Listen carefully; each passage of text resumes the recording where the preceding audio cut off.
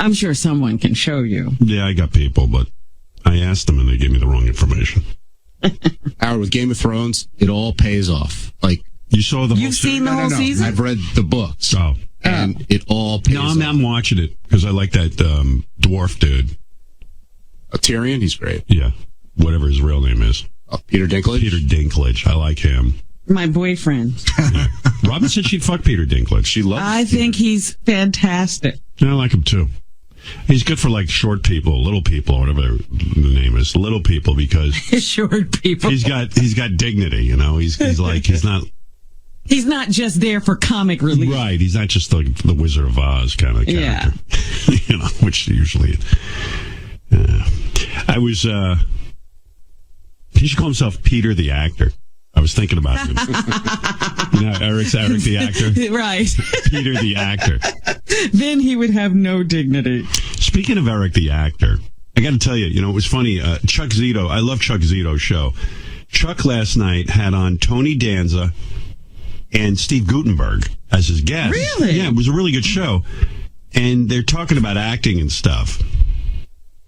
And what did And you know, Chuck is always he's sort of like Eric the actor in that, like, Chuck won't do certain things if it's like if he wouldn't do it in real life, he's not doing it on screen. Right. And then Tony Danza was trying to explain to him, well, you're an actor. It's okay to do weird things because you're an actor.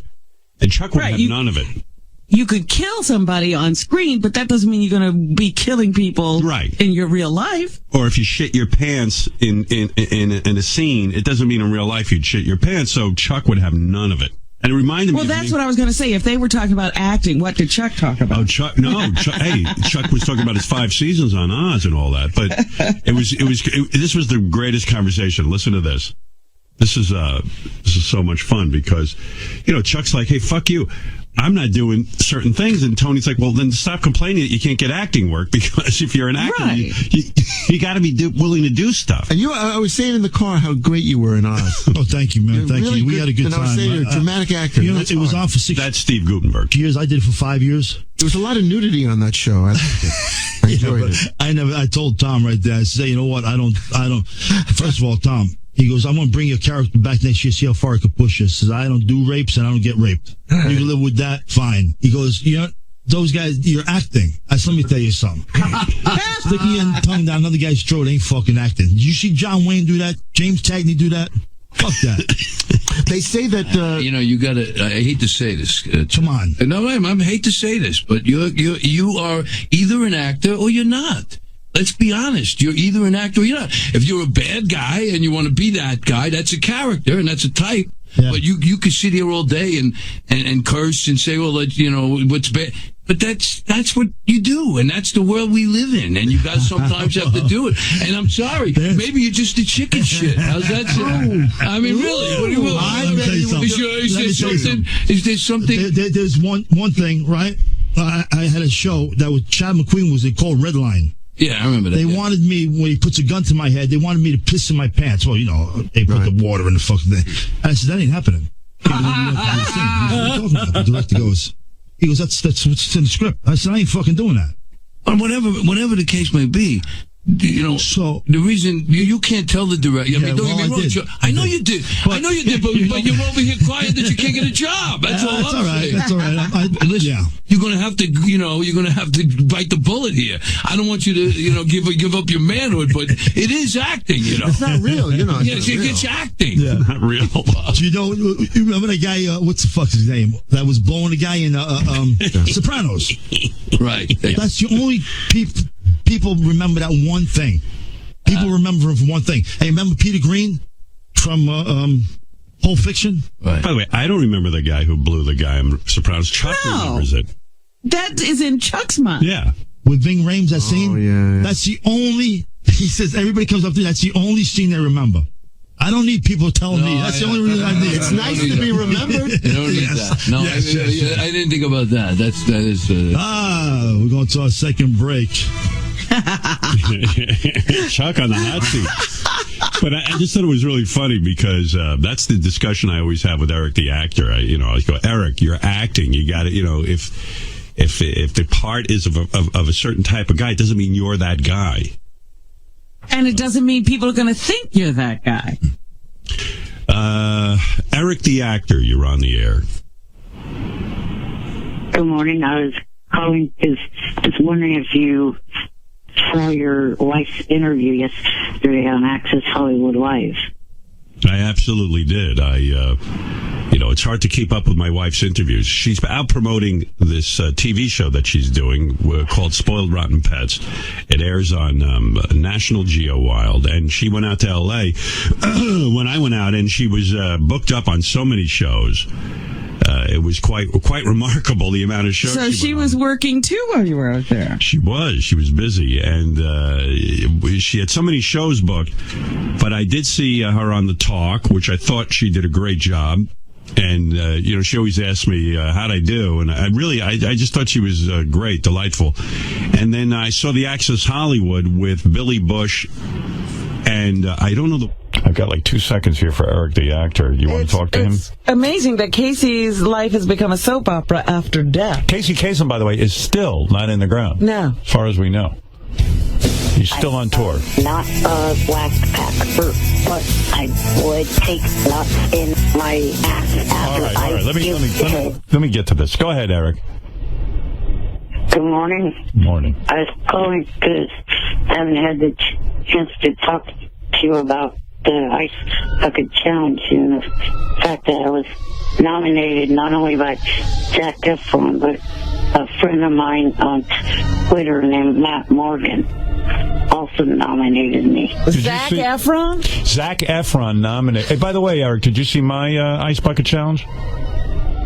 Yeah. Did you think his body looked nice? What'd you think of my body? No comment about that, but I'm commenting. No.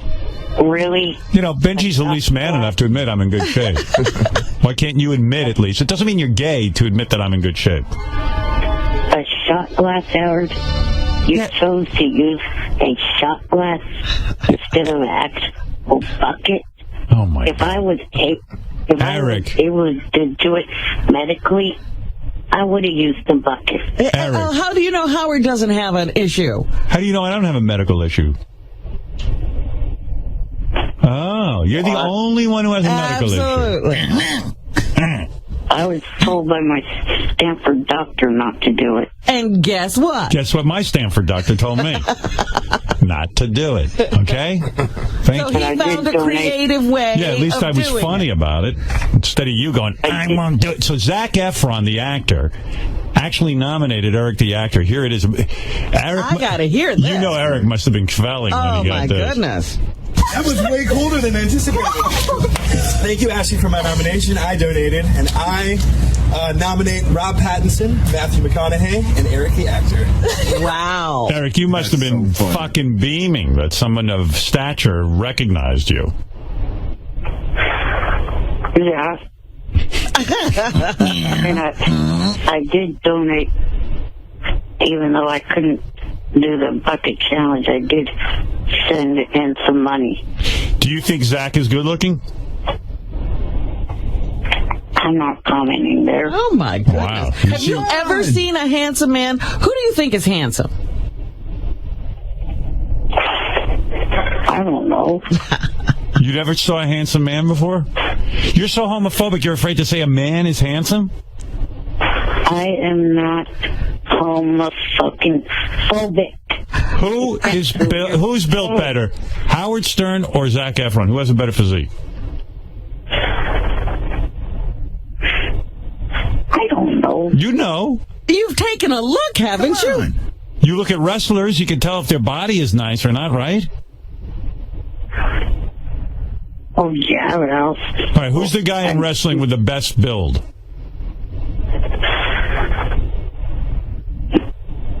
John Cena. Oh, you're so gay. He's a heartthrob of yours, huh? What makes his body so nice? I don't know. You know. His muscular rump. It musculates you. All right, Eric, I got to go anyway, but Eric didn't take the Ice Bucket Challenge. And here's Eric in the buzzkill mode, turning it down. Unfortunately, due to health reasons, I will not be able to take you up on your nomination. And hopefully you have a great day. Hopefully you have a great day. I like that he had a need to explain that he couldn't take it. You could have done exactly what Howard did. Yeah, you could have done an ice bucket challenge and made it funny. All right. Just because our Stanford doctors told us we can't do it, we still can make it funny. By the way, Good Day LA even brought it up, that Eric the actor. Eric's getting quite the name out in Hollywood. Wow, Nanu. Zac Efron's ALS Ice Bucket Challenge was a high school musical reunion of sorts, joining Ashley Tisdale after she challenged him. Zac challenged Matt McConaughey, as well as Pattinson, this guy. Matt McConaughey's always shirtless anyway, so he's always ready for an ice bucket challenge. Rob Pattinson was challenged as well as Eric the actor. Any Stern Show fans will know who Eric the actor is. But of course, he's such a contrarian. Eric the actor, he has appeared on numerous TV shows despite his serious disability. He responded on Twitter by saying he will not accept the challenge. Wow. Of course he won't. Not even donate or anything. No, that's a blow to Stern Show fans as well as ALS. Not even Now, has everybody here done the Ice Bucket Challenge? How much money did you give? 100.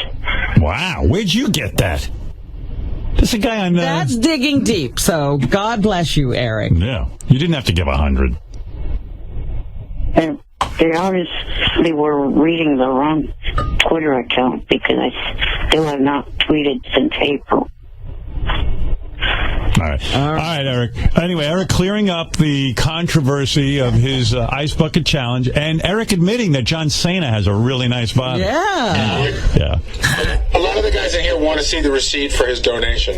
You don't believe it? They don't believe it? Yeah, people don't believe it. Eric, you got any proof that you donated? I will send it in. Thank you. All right. How about Eric being mentioned in the news? That's amazing. That's good for his acting career. Two amazing things, that Zac Efron mentioned him and that it made the news. And the third thing, that John Cena has such a great body. Well, that's going to be headline news tonight. Right, that Eric the actor has said. He's hot for... The best looking guy, the best looking wrestler he knows. Can I... You want to come over and look at some hot videos of John Cena? No, I would like to get out a little promotion. All right, quickly, because I got Gavin Rossdale. I want to talk to him, man. He's hot, too. Yeah, he's a good-looking dude. You'll want to check him out. Will you shut up for a minute? Brickleberry next Tuesday night, Comedy Central. You're an amazing promoter. Wow, I can't wait to tune in. All right. Hey, before we go, what's John Cena's best feature? I don't You do, too. Stop it. Yeah, you said he had the best body. What's the best about it? Yeah, what about it? His ass, his legs, what? His cock? What is it? Chest? What makes it so good? Pecs, abs? What? I don't check out him like that. But what makes you say he has the best body? I was just trying to come up with a name to shut you up. But there must be something about it. I mean, His pecs. rock hard ass. His I like his guns. His buns? His guns. Oh, guns. I thought you said buns. Does he have big guns, Eric? I don't know. I never looked. All right, Eric, I'll let you. What? Big biceps. Big biceps. He has big biceps, yes. Yeah, I knew you knew. Pythons. But so do a lot of the professional wrestlers. But his are the best, right? Pick each other up. All right, Eric, thank you. All right. If you were in a movie and you had to kiss a guy, it was a choice between Zac Efron or John Cena. Which one would you choose? You got to choose one. Neither. See? Homophobe. Oh, yeah, unfortunately. How about a new challenge for Eric? His Stanford doctor said no more challenges.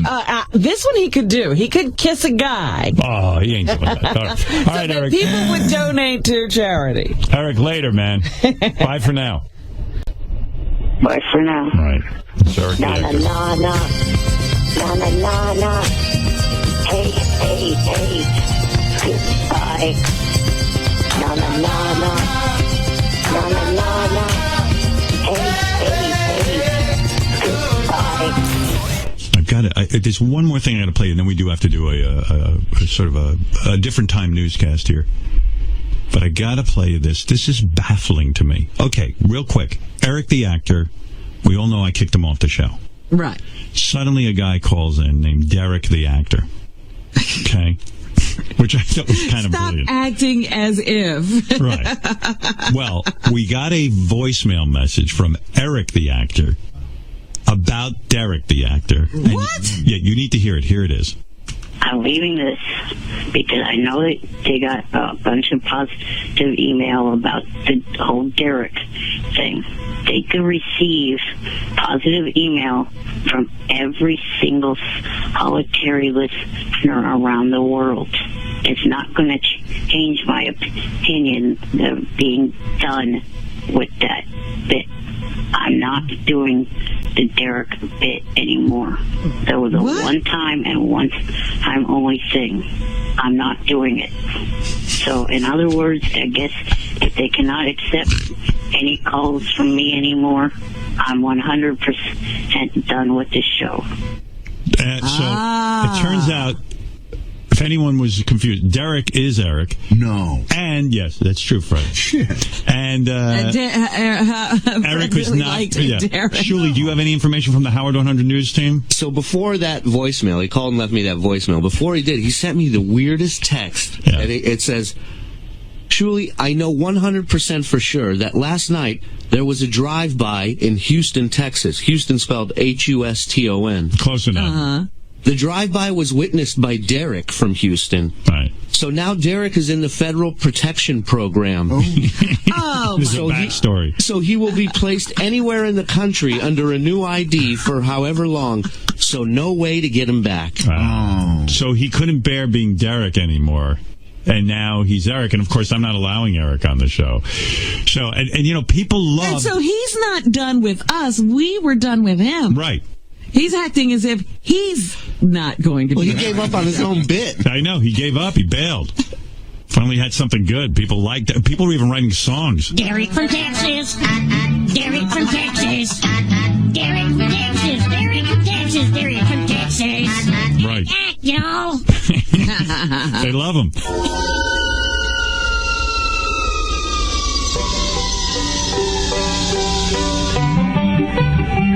He had his own theme song, Derek from Texas, and even Syke wrote a song about him.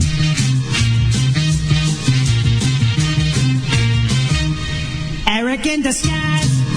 That's what you are. You're really proud size, but you're a great actor. For such a small guy, you're telling big lies. You're Eric in disguise with an accent. Right. There you go. So the saga continues of Eric the actor. Apparently it doesn't continue. Derek's gone. Derek's gone, but Eric is not. I love that Eric fancies himself an actor. He does a role. It's a great role. And then he gives up on it. By the way, this is why it takes me 3 hours to do show prep. I have to sort this all out. You know, it's impossible to follow just Eric the actor. Right. I know. All right, anyway, thank Eric is a young and up-and-coming writer, George. He's already written a children's book. I understand that there's a literary background there. I wouldn't be surprised if Eric offered you a part in this film. Oh, really? I wouldn't be surprised. Eric, are you thinking of George for anything in the movie? There could be something in there that I could put in. Wow. Wow. Well, I'm sure he's honored. Well, you haven't put anything in yet. Yeah, you got to get to work. Stop watching Heroes and get to work. How'd you like that Heroes episode?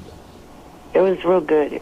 Can't wait to see what's coming up next. Nobody cares, The writers are fantastic. All right, listen, Eric, get to work. I don't know who. I meant nobody cares about what he thinks, not Heroes. Right. Where are these 4 pages? Who did you send them to? I sent them to Will, and it should be 6 pages. Will, where are my pages? They're coming, Howard. No, I mean, when was he going to give them to me? Well, just forward them to me. He said he didn't know you wanted them. Of course I do. Right, they're on their way. I'm thinking of going into production. Eric could be going in all the wrong direction. Yeah, I need to give this kid feedback. They tell me his writing style is a cross between Edward Albee and an earthworm. There is the script. I hold it in my hands right now. Wow. Eric's Angels. I told you I don't want this script. No wonder Will didn't give it to me. I don't want Eric's Angels. I want you in it. I want you to play James Bond. No, it's an impossible part for me to No, I play. don't want you to do voiceover in your movie. I want you on camera. You read it. I'm not doing voiceover. There is a video phone. You see me on cam. No, Charlie never appears on cam. And not only that, what, you're just going to be sitting on a video phone? That's ridiculous. That's what makes this one different. No, I want you in bed with chicks. I want you to be the main star. I'm not producing this. Look, jackass, that's all you're getting. Well, fuck you. I don't have to reproduce this. I told you. If I don't like it, I'm not doing it. I don't like this. No, I'm not even going to bother reading this. This offends me. Can I read it? Here, you read it. I won't read it. Okay. Wow. It already sucks. You didn't even start reading You just started. You just started the first page. Looked at the page, first page. You're saying the first page sucks? It actually has a smell coming from it. Wow. Did you jizz on this? No, I did not, fat ass. It came out of their printer. How could I have done that? There's no... What is it, Would I Artie? come there to There's no lines. It's just all parentheticals. Like you're just... I mean, there's nobody talking? Yeah, it just says, Eric, the setting is an LA office with apartment rooms attached where we find 3 beautiful female private eyes that work for a man named Eric O'Neill. Boy, you've really taken artistic license so far with the Charlie's Angels twist. Yeah. Yeah, there could be some copyright infringement. I mean, yeah. Let's have something original. But go ahead, yeah. Intro, voiceover while action and close-up shots of each of the 3 women take place. I'm Eric O'Neill, a very rich and secretive man. Eric, you don't tell people that. You show them by your office being a power office. You don't go, girls, I'm a very powerful and secretive man. Listen, he doesn't change the Charlie's Angels idea at all. Right. I hired these 3 women straight out of the LA Police Academy after they didn't make it as officers. Oh, please. Eric, how is that original? We'll be sued. Yeah, I mean, already there's a lawsuit. And how's this writing when you're just ripping off a script? I needed 3 women to help me run my PI business. See, I can't do the work myself because of my disability. I'm the voice and the boss behind the business. So far, it's a real snoozer. Yeah. You know, you could really take advantage of your disability as a innocuous witness to various events. You take that idea and use your imagination. Well, imagination, he ripped off Charlie's. I know, all he's exactly. done. There's nothing Eric, how do you that's answer? original How do there. you answer these charges? I don't know, hey, fat ass. Yeah? Read your part. What am I? What am I? Am I fat ass? What am I? Down towards the shower scene. Oh, shower scene. Ew, I'm not in the shower scene, am I? Hell no. Listen to Eric's first line Go ahead. as the Charlie character. All right, go ahead. Let me hear it. Good morning, angels. You sure you can do that, Eric? Yeah, this is plagiarism. It's so fresh, original, imaginative. Eric, let me hear you do your first line. Good morning, angels. Artie, anything else good in those 6 pages? Well, now, where's the shower scene? What page is the shower scene? All it says is chase scene, and then I guess we just imagine a chase scene. And we don't know who's chasing who? Wait a minute. John Stamos. Well, what's the name of my character, shithead? John Stamos. No, You play John Stamos. you're Marty the Peeper. Marty the Peeper. You are a peeping Tom peeping in on the girls as they're taking a shower. Is he beating off while he's watching them? I don't know what he... Well, if you don't know. wrote it. That's some creative. That's good. Jerking off. Well, that's something. All right. Well, Eric, I'm not impressed with this. I don't feel there's enough of you. I don't feel there's enough action. I don't understand. Also, it sounds like a lot of plagiarism. Your first line is "Hello, angels." I mean, this is crazy. It says, and then it says in parentheses, it goes, "The person in charge is John Stamos. Of course, he'll play himself." Oh, jeez. The person in charge of what? John Stamos. Hey, girls. What is John Stamos in charge of, Artie? Completely. It just says the person in charge of the. Is he in charge of the Kodak Theater?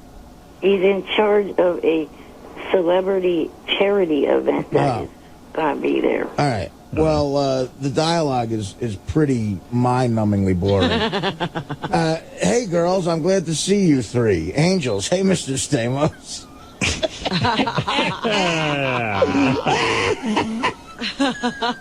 Wow. Rose. Well, that's moving the story along. Well, It's wait a our minute. job the to girls make sure. say, "Hey, Mr. Stamos," together. No, it doesn't say that, but I guess they do. Do the girls say it together, Eric? Yeah. Okay. Rose, it's our job to make sure nothing happens to this event. The people that come to it, or this whole area for that matter, autumn, summer, as long as we're here, nothing bad will happen. We're LA's best.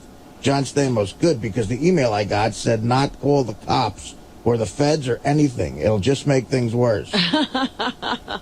Right. I mean, you're hammering the audience over the head with details. I mean, they should figure that out. You see who's in the parts of the different the three angels? Who's in the parts of the three angels? Brandy Taylor's. I got her listed. What about Ricky Lake? She in this?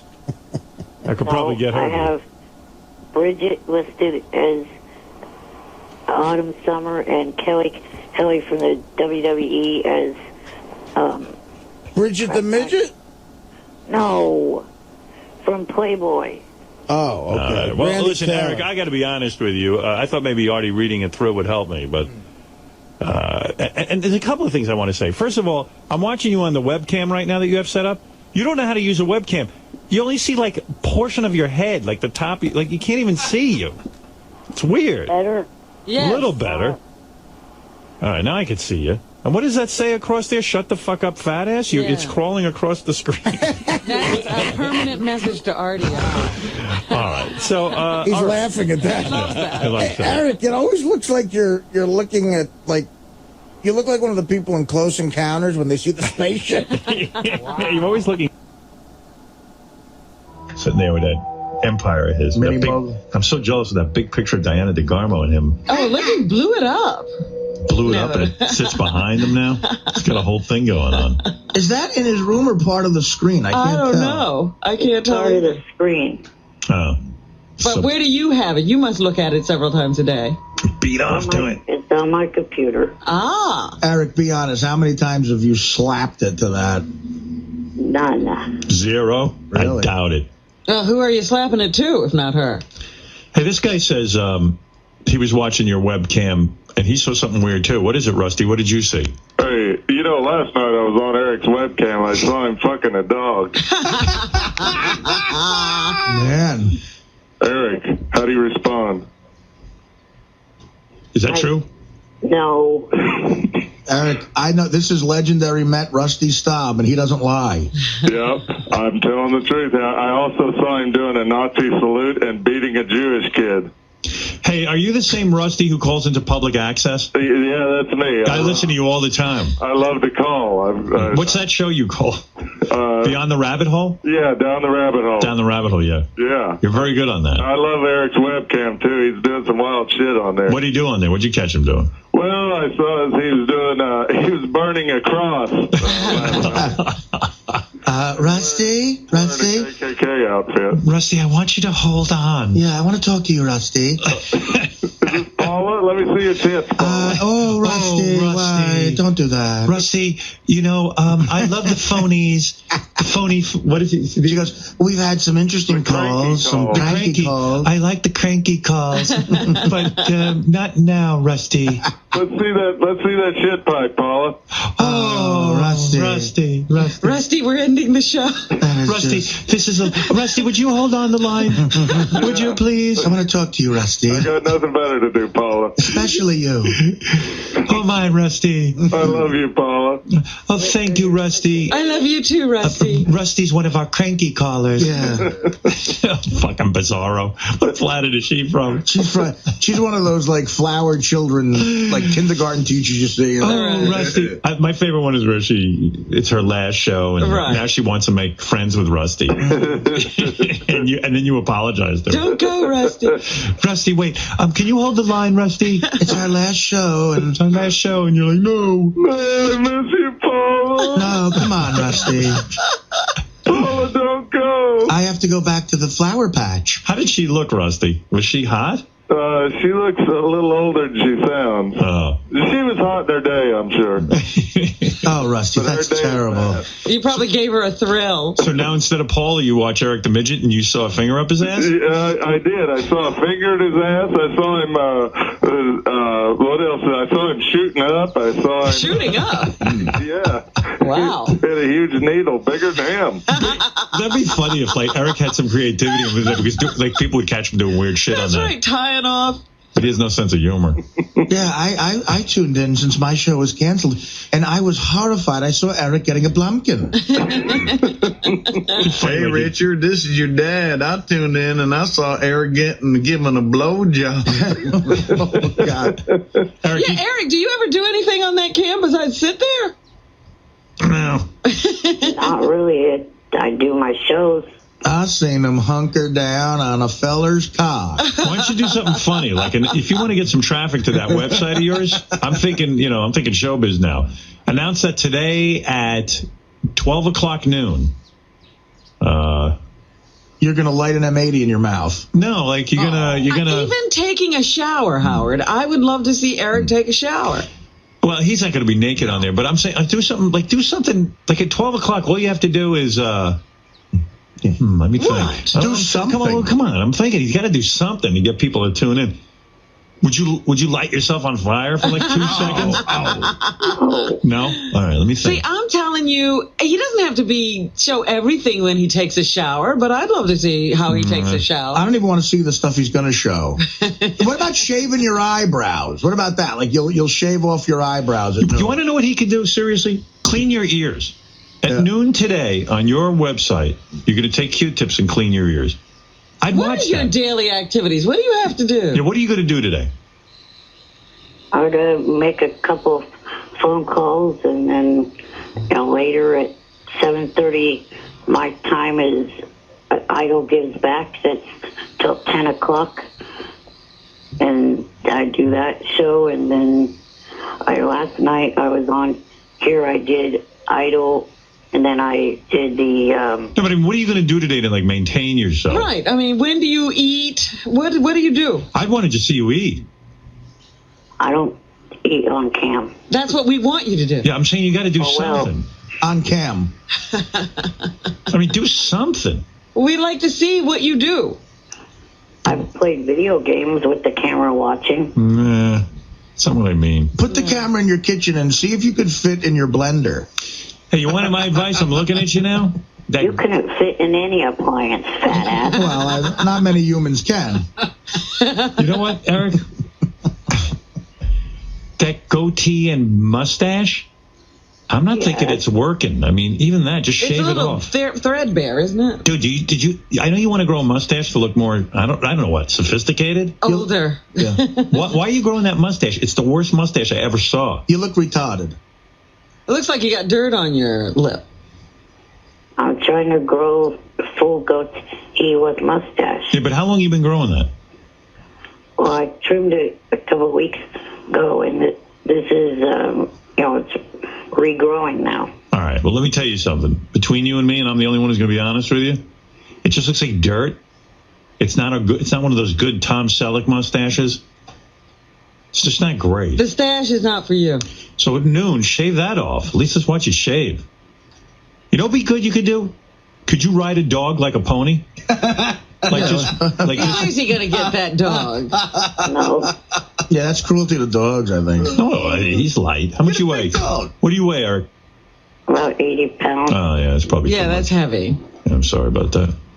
80 pounds, dude. What, you put them on, huh? You could lose a few.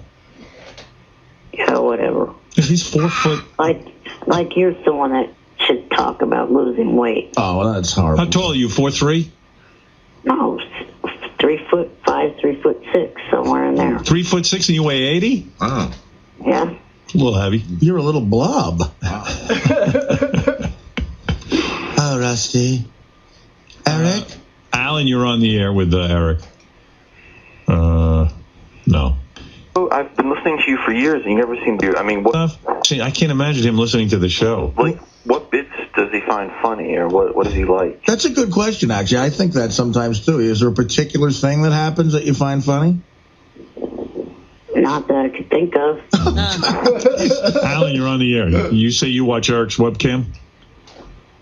Yeah, I after hearing Candy last winter's feed. Eric, man. That didn't happen. I think you're making that up. But Eric, everybody could have lunch with you today if you tell us what time you're eating and eat right on the cam. Oh, yeah. Hey, and by the way, did you ever make up a name for your modeling agency? Eric's Midget Modeling and Talent Agency. Oh. Oh, okay. That's not it. The tour starts on the Friday the 13th of June. Yeah, but what name are you going to... If that's not the name, what is the name? Eric's Actors Modeling and Talent Agency. Okay. Well, that's a good name. It's catchy. No. It's long, though. I don't know if you can put that on a card. He's got a big card.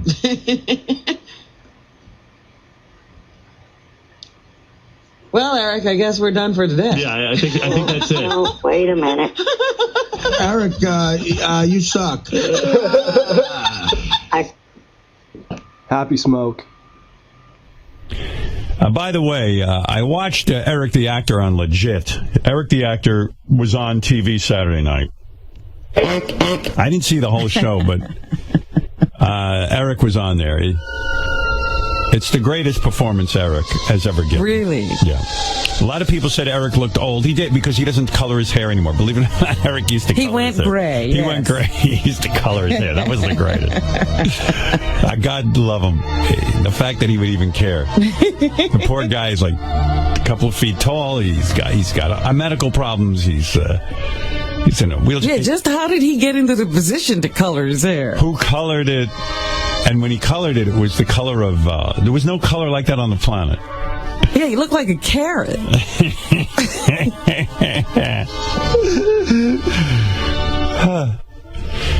Yeah, but he looked like a carrot, but he stopped coloring his hair, so that's why he looks older. But it is the greatest performance ever. You know what? That carrot looked younger.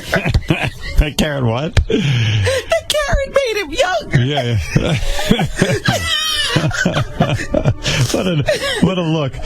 But God love him, because he, if I had that many problems, I don't know hair coloring would be the last thing. I would go like, really? I mean, do I really care? But he's so beautiful in his own way, and he was on Legit. And I have to say, by the way, I didn't see the whole show. I just saw Eric's part. JD showed it to me. And I said to JD, the camera work is absolutely horrible. It's one of those cameras that is roving around and moving, and it gets you nauseous. Yeah, like cinema verite. And JD goes, well, the guy talking to Eric is on a bad meth trip. And I go, well, I'm not on a bad meth trip. I'm watching a show. It's called acting. If a guy is having a bad time with meth on the show, act that. Don't make the camera Why does the camera have to do it? Right, the camera should just capture the action, and the action should be a guy on a bad meth trip. That's me. Call me old school. That's the way I like my movie shot. This isn't a $3 budget where we're like Paranormal or something. What was that movie that was a big hit where they moved the camera around a bunch? You're supposed to be scared. But anyway, Eric is, as you could imagine... Blair Witch, right, thank you. Blair Witch. They moved the camera around. You're supposed to be frightened. I said, hold the camera still and do some fucking acting. Still angry about that film, and nobody even remembers it. Yes, Cole. Yes, Cole. Hey, now. Hey, now. Yeah. Wow, I'm a big fan of Legit, and I was excited to see Eric on there, and he was so awful. Oh, yeah. Did you see it, Robin? I haven't seen it yet. Oh, I can play a clip, but you really got to see it. Here we go. Here's Eric on Legit. The whole thing's 30 seconds, start to finish. Hey, who's in charge? I am. Although, I got to say, whoever writes Legit does a great job. There's a line in here at the end that the main character in the scene says. He thinks Eric is somebody else, and it's fantastic. Listen, I think it's a funny line. Hey, who's in charge? I am. Want some action on the cops? Billy, what the hell are you doing here? My name's not Billy. My name's Big Pete. Want action or not? Cockfight isn't anyway. There's no Mexicans here. I want to put 40 on the blue one. I just realized who you are. You're the guy that started Hustler magazine, right? Okay, all right. Well, it's hard to come off really bad in a 30-second appearance, but Eric manages to do it. That's why I love him. I was thinking that it's almost at this point, it's like he's doing a cameo. He's not really acting. He's acting, but it's the worst acting I've ever heard. I like how they threw cock in there, how he won't ever do a gay part, but he's the cock master. That he's willing to do, yes. He's cockmaster. All right, thank you. Thanks, Howard. Eric the actor. Isn't that the greatest? You can't understand a word. I know, it was hysterical. I got to see it now. It's almost I want to see it. It's almost like Eric. I know you have to see it though. It's the best because he's not dying his hair. But it's almost like Eric is doing Morse code. You know, it's like dot dot dash dash. Right. My friend, he's like.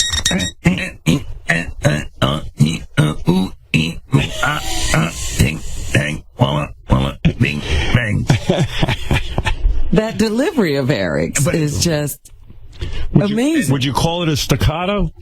Yes. It's fantastic. And they always limit him to as short as they can make it, and yet... Well, otherwise it would take forever, because he probably has like 6 words, and it takes the amount of time that you would say 20. But how great is the line? That's the Hustler Magazine. The guy who started Hustler Magazine. And you see Eric, he really does look like him. He can do his life story. He's like, oh, I'm sorry, I didn't realize who you were. Hey, who's in charge? I am. Want some action on the cops? I don't even know what he's talking about. It doesn't matter. You have to hear it a few times. Well, they're at a cockfight, and I guess Eric's the guy at the door who says, "Hey, do you want action on the cocks?" I think. Oh, is that what he's saying? I don't know what he said. Wait, let me hear it again. Did he say? Hey, who's in charge? I am. Want some action on the cops? Do you want some action on the cocks? Because it sounds like he's saying cuffs to me. That's why I was like... I thought he said cups. There's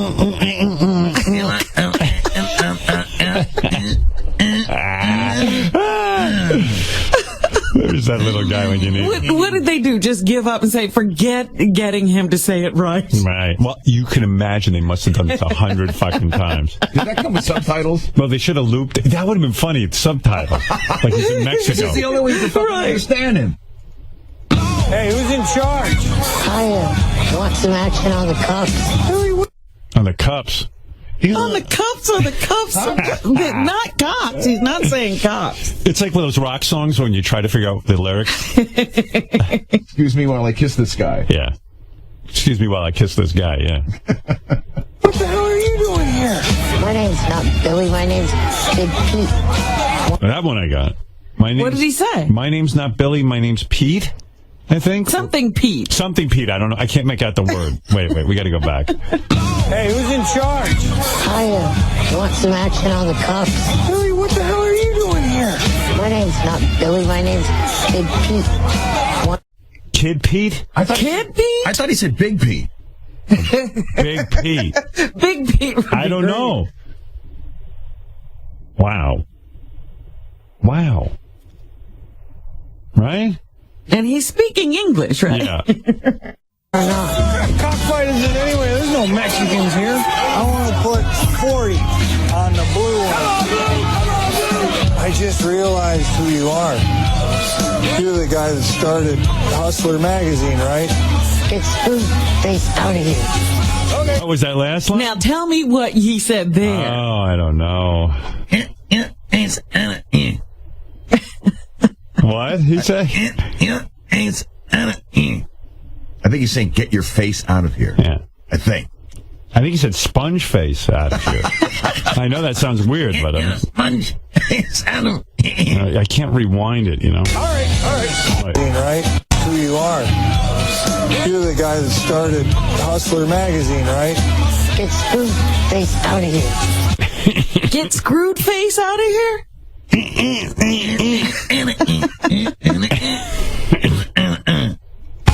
all right. Hustler magazine, right? Get Spoon Face out of here. Get your face out of here. Sounds like he's saying get screwed face out of here. You know, you could be right, but anyway. One more time. All right, one more time. Hold on. Okay, all right. Magazine, right? Get Spoon Face out of here. Okay, all right. Get your face out of here. I still hear an SC in there somewhere. Hey, JD. I think it's Spooge Face. Oh. Spooge face. Oh. That makes sense. Oh, my God. The poor writer is probably like, this fucking guy is... Why write anything? Spooge face. Hold on, I got it. Hey, who's in here? Cockfight. Guys. Oh, shit. This is... Hey, who's in here? Cockfight. Guy that started Hustler magazine, right? Get Spoon Face out of here. Okay, all right. God. That's going to be a mystery forever. I think JD's right. I think he's saying get spooge face. Like SpongeBob, but spooge face.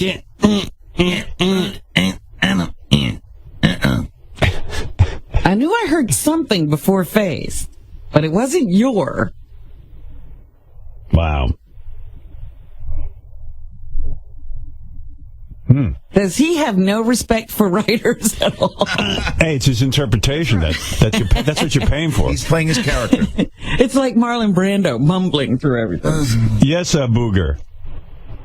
Booger. Yeah, I was just calling. I had a horrible weekend, and the minute Robin said, "Eric looks like a carrot," I watched it. There you go. I was spitting coffee all over the windshield. Well, good. Hey, Jesse, San Diego. Hey, Howard, how's it going? Good. That legit episode was hilarious, and it's funny. I'm watching this video right now of Eric. Did you ever see that video of Eric on that little remote control, like big wheel on the streets in Hollywood? No. All right. Hey, Jesse, I got to go. I'm getting nervous. Okay, sorry about that. All right, later. Bye. I don't know. Some people make me nervous. He makes me nervous. I had a feeling it wasn't going anywhere. Right. Get Spooge face out of here.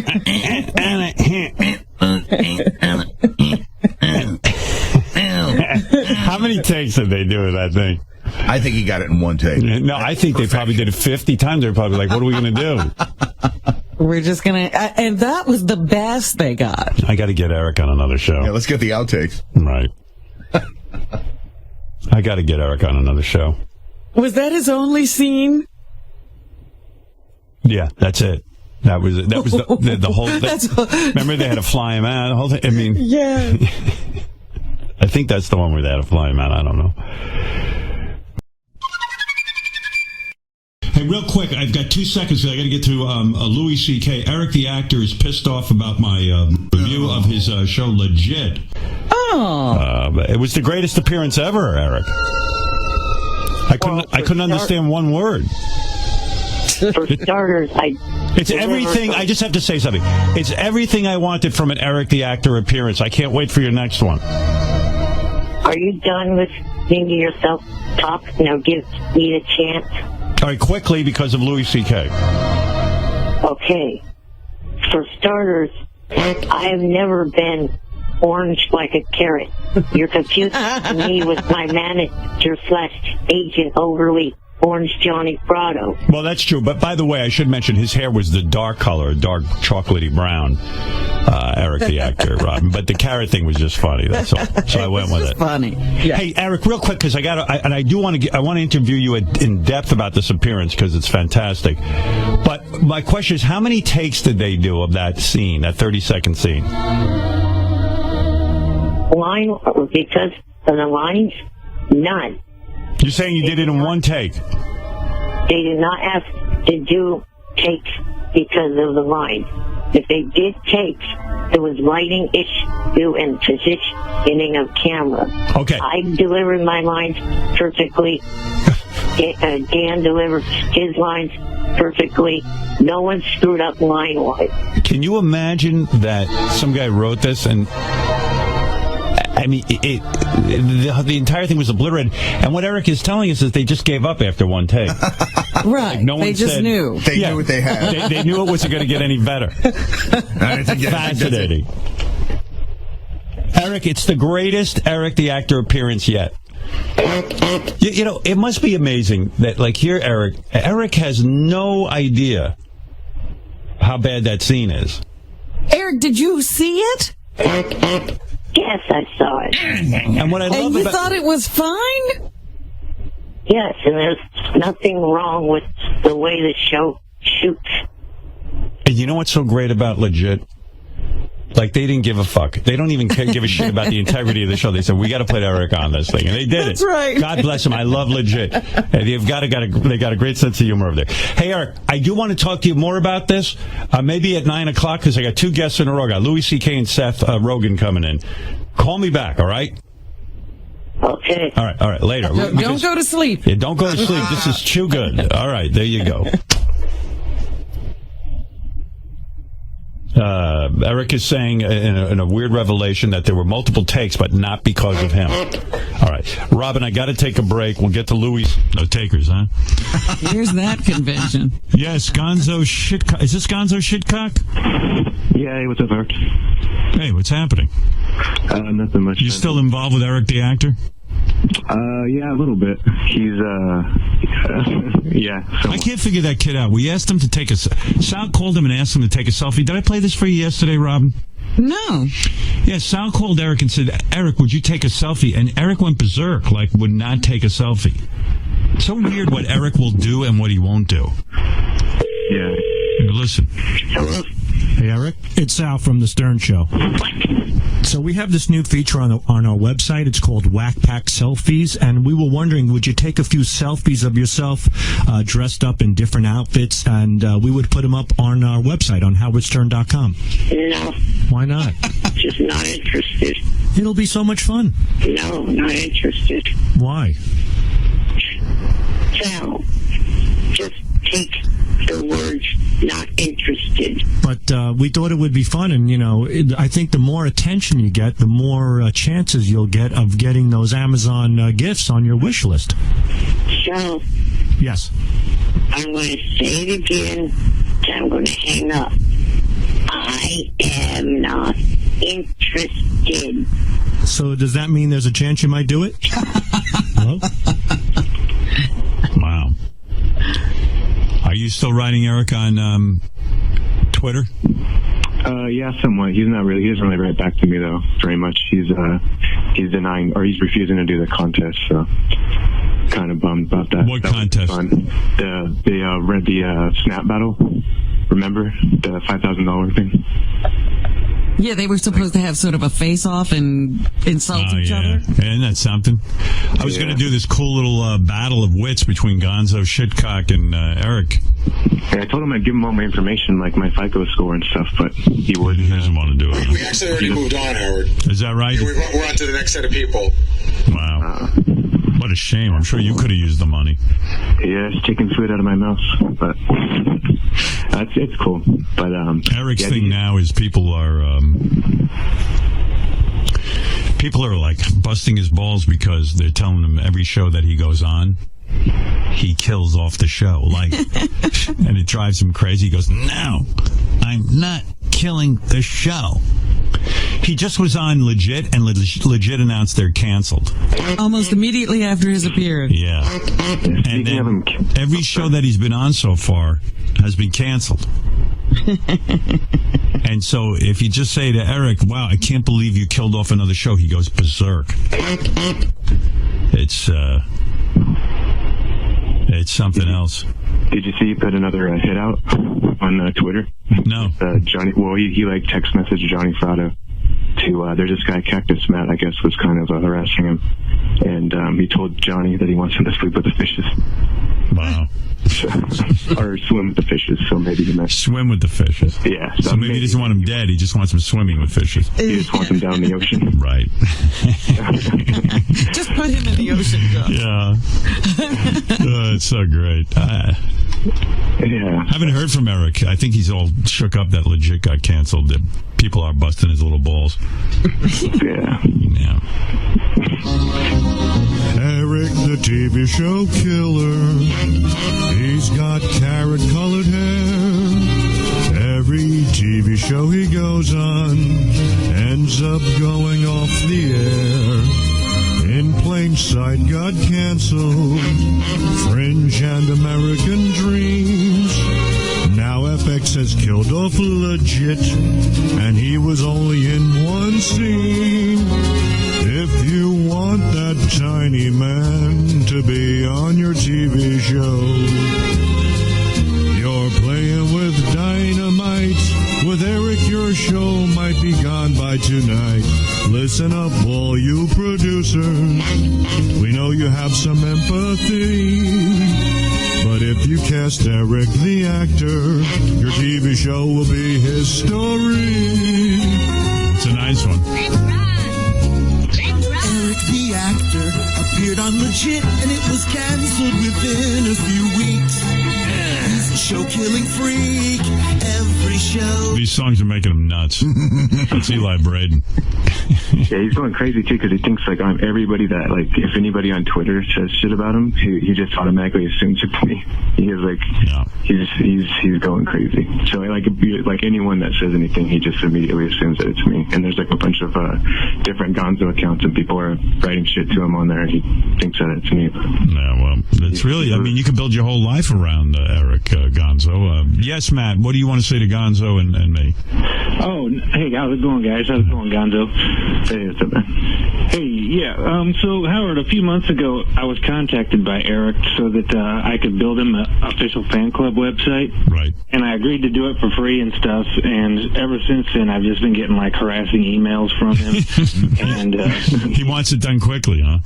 Yeah. Well, I mean, it's up and running and stuff, but nothing's ever good enough for him. And so then he says, like, I don't ever get an email from him that doesn't begin with like "look dipshit" or something, you know. And so then I saw that he had put that hit out on me, or wanted to take me swimming, or whatever it was he wanted. Eric the actor, go ahead. I was calling back because I initially called in to say that on May 8th I will be coming to New York for the charity event, which is called BeyondTheBallet.org. Beyond the Ballet? Yes. It's a charity event to raise money for kids around the world. I wonder what the angle is there. He's coming to New York. I don't know. He never leaves where he is because it's such a big deal. Oh, right. So who's paying him to come to New York? I mean, I know it's must be the charity. The charity must be, but why would they? What? Yeah. Why? Why would they foot the bill for Eric? Eric, come down to the homosexual room with me. Come on. No. I'll let you talk about the charity down there. Yeah. Well, here's what I'm done. I'm done. Well, you said you're into the ballet. You're into the ballet. I thought maybe you were gay. No, and I fucking think that is fucking disrespectful towards gays. Here's all I want to do. I want to go down there with you and have a conversation about the ballet. I don't care what the hell you want. Come with me. Bye. We're here. We're in here. Oh, I almost had him in there. Hello? Did he leave again? He ran away? Come with Shut the door, Fred. He left. Here we go.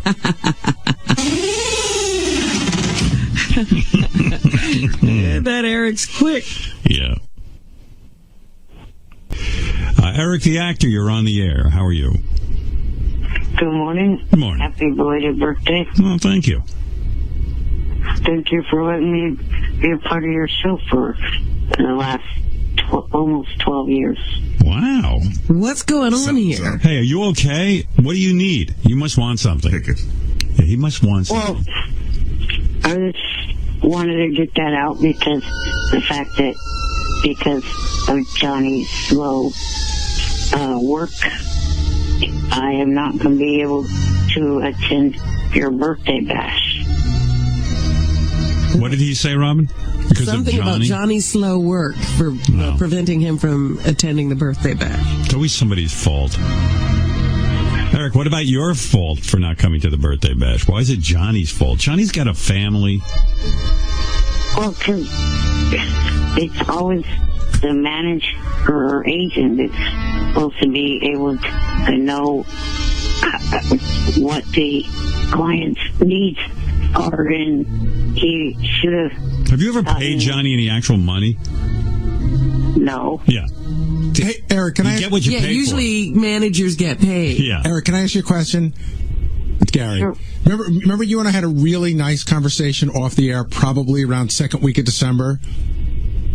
Actually, it was right before Thanksgiving. Okay, so even earlier. November, yeah. And I said to you, hey, we might be able to bring you in for the birthday show. I want you to be comfortable. Tell me what it is you'll need, and we'll see if we can work on it. Then you emailed me back yesterday and said, what's going on? But you had never contacted me to tell me what you needed. Yeah, how's that Johnny's fault?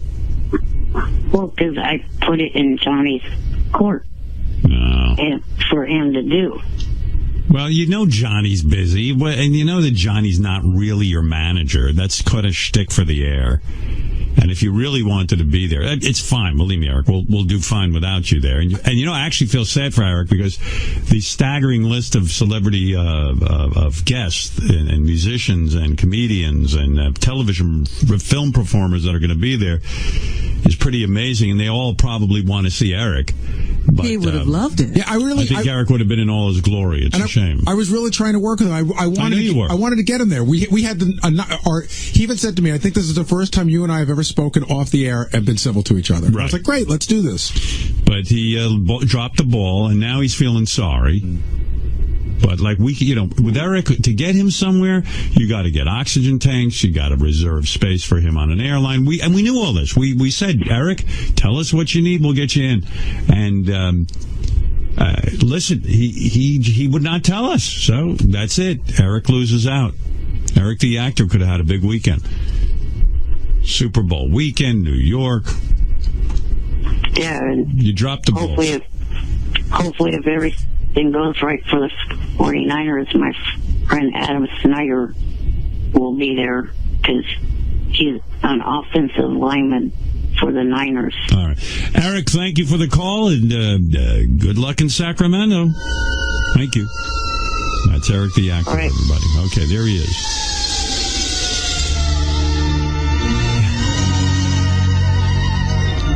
That's an update. I kept it short for those of you who don't enjoy listening to Eric. Just another glimpse into the little guy's life. He blames Johnny Fratto for him, and I know Eric's upset that he's not going to be at the show, but he really only has himself to be upset with. Am I right or am I wrong, Robin? You're absolutely right, but I'm still flabbergasted by the tone at the beginning of the call. Yes. He was so nice. Well, that's when he was leading somewhere. I didn't want to ruin it by listening to where he was going with this. Well, there you go. I'm thrown. Eric the actor is on the phone. Yes, Eric. I just want to say, thanks for putting me on with Tom Arnold yesterday, but the other thing earlier... By the way, Eric, I have to say, thank you for reminding me. I thought Tom Arnold yesterday was on fire. He's always a good guest. One of the best guests ever. I got to put him up in the top 5. That fucking guy comes in and knows how to do radio. He just lets it. I mean, that story about him and Dak Shepard going to the same gynecologist with the giant gynecologist and talking about the gorgeous gynecologist, and they take pictures of the gynecologist's ass while and exchange them while she's examining their wives. I mean, right. I mean, that is so wrong, but so right for radio. You know, I mean, it's just like, and thank God they did it. And you can never be angry with Tom because he's on fire, man. And that stuff about Arnold Schwarzenegger and going over there, and these I was still trying to picture that. The guy knows how to paint a picture, Robin. Yeah. You could see Arnold's elaborate gym. You could see these guys running around in underwear, and this guy and a guy in an apron. A guy in an apron in his underwear who serves Arnold while he's seated there like a king. I mean, what a fucking talk show guest is Tom Arnold. I mean, really, honest to God. Amazing. Phenomenal. I hope somebody out there appreciated him because I sure as hell did. And I went home and I was thinking about it, and I started telling my wife last night about all the things, and she was like, oh my God, well, wow. And it was crazy. Just crazy. One thing I'm just like wondering about Tom Arnold's life. Yes, Eric, sorry. One thing I'd appreciate when we finish work, all four. Okay, fair enough. He wants to finish. He wants to finish his thought. I got cut off. Yes, you did. I cut you off. I was trying to say yesterday when you hung up on me, that was pretty fucking rude. I was trying to explain something nice that I was doing for Jeff and myself to. Yeah, but it was so boring. Money. You know what, Eric? It was so boring, and I was in the middle of a Tom Arnold interview that was an hour or so before. Oh, right. Yeah. Well, we had you on long enough. You were funny. You were part of the scene. And I just remember you started to drone, as you sometimes can. And I had to hang up, you know? Eric, you need editing. Yeah. Eric, listen. I got to keep this show interesting. Sometimes I've got to cut you off. And I hope you understand this.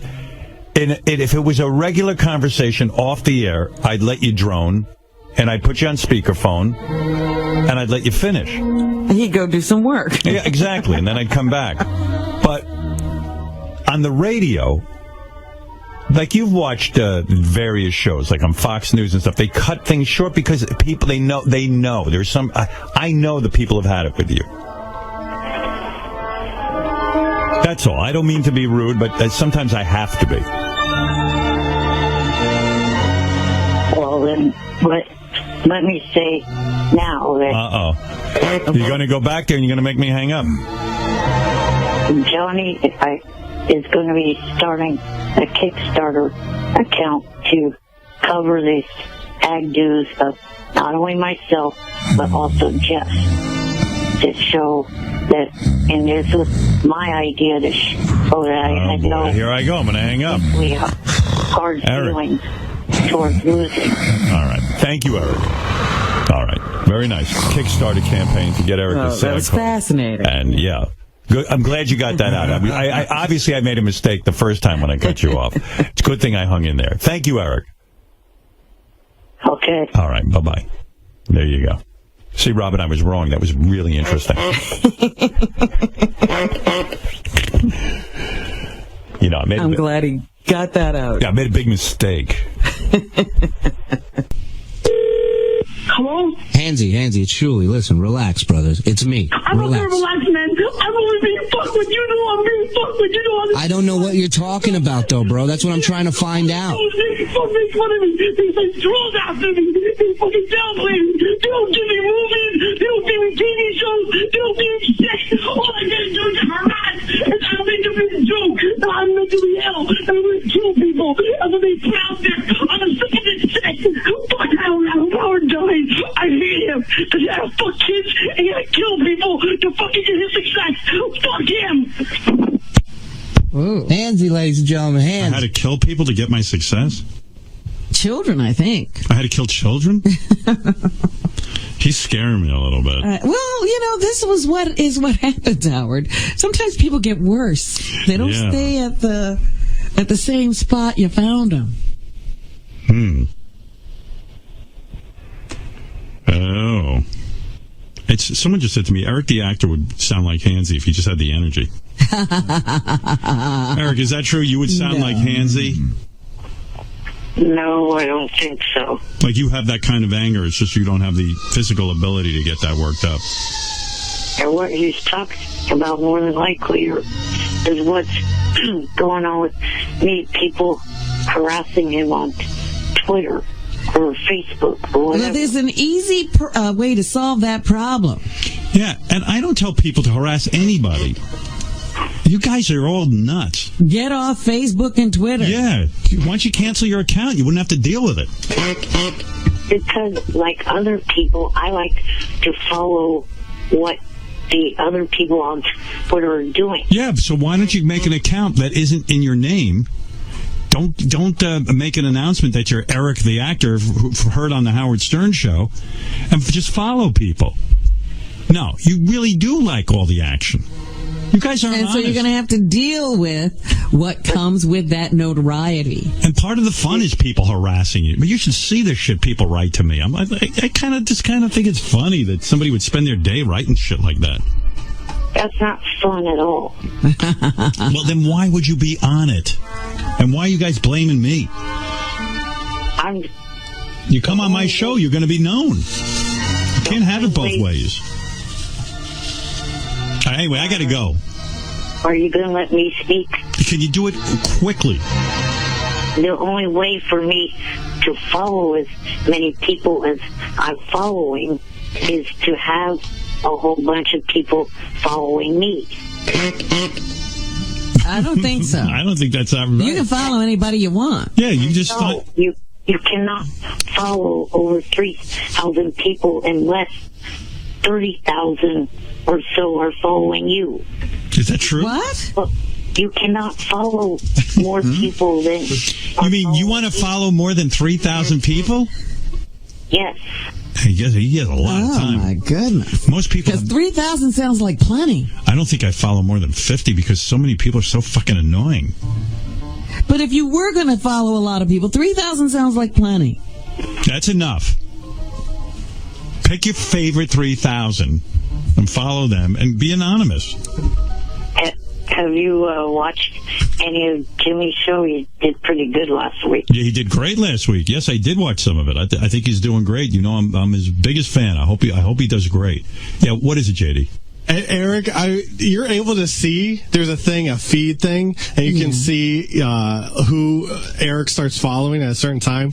There was a day where Eric followed about 50 accounts that all involved double D breasts or big boobs or whatever. And is that the kind of thing you really want out there? Yeah, wouldn't you want to do that in an anonymous way? Yeah, Eric, aren't you embarrassed to be following like 50 women in one day with double D breasts? No, I'm straight. Yeah, but I'm straight too, but it makes you look like you're a fucking mess. You know what I mean? Well, he is a fucking mess. Yeah, but you don't want to... I'm a mess too, but I don't want to appear to be. I want to act like I'm above. There's no hiding that Eric's a mess. Well... I'm fucking footed, Isn't it enough that he follows 20 titty women? Like, why does it have to be 50? How many titty women do you have to follow in order to get that satisfied? Oh, my goodness. What were all those titty women doing that was so interesting? Yeah, but like, what do the titty women do? Post photos of big breasts. And you watch that all day? 50 different big-breasted women? All right, that I could see, but... Who are the other? But I'm just saying, what else? You don't need 3,000 to get that. The titties become... Well, I follow actors, athletes, singers. All right, who has the best Twitter account out of all the actors you follow? Well, I could tell you two people that have the craziest tweets. Jose Canseco and Iron Sheik. Iron Sheik and Jose Canseco. All right. All right, this is all fascinating, so I'm going to go. But we can't help you, Eric. The public is the public. They do what they do. Yeah, and Hansy, I have nothing. Well, I can't even get through to Hansy. Every time I try to explain it to him, he's like, you are trying, you are doing it, you're telling people. Yeah, he knows you're lying to him. And then I sit at home and think about him. Also, last week, a caller asked you why your staff had to go to CES. Yeah, why did they? Simple. Consumer electronics. The only way to into the show. Okay. Eric, I got to go, okay? Thank you. Bye. That explanation was awful. Simple. Like consumer electronics. I'm glad Eric understands. Yeah, I can't tell you how irritated I was at like Gary and Eric the actor. Did you hook up Eric with Bold and Beautiful yet? No, Johnny's still working on that. Okay, Eric was approached by Bold and Beautiful. And who knows? Isn't that an interesting show to put Eric on? Yeah, I got a letter from the guy. He said he's really interested in Eric and he wants him to appear with two of their leading hot actresses in the show and all of this. And I guess Eric's part of the Bold. Hey, by the way, Eric, I think that theory about how everything you do ends up going bankrupt or out of business, stick 'em where you used to do your radio show, just announced they're closing down. Uh-oh.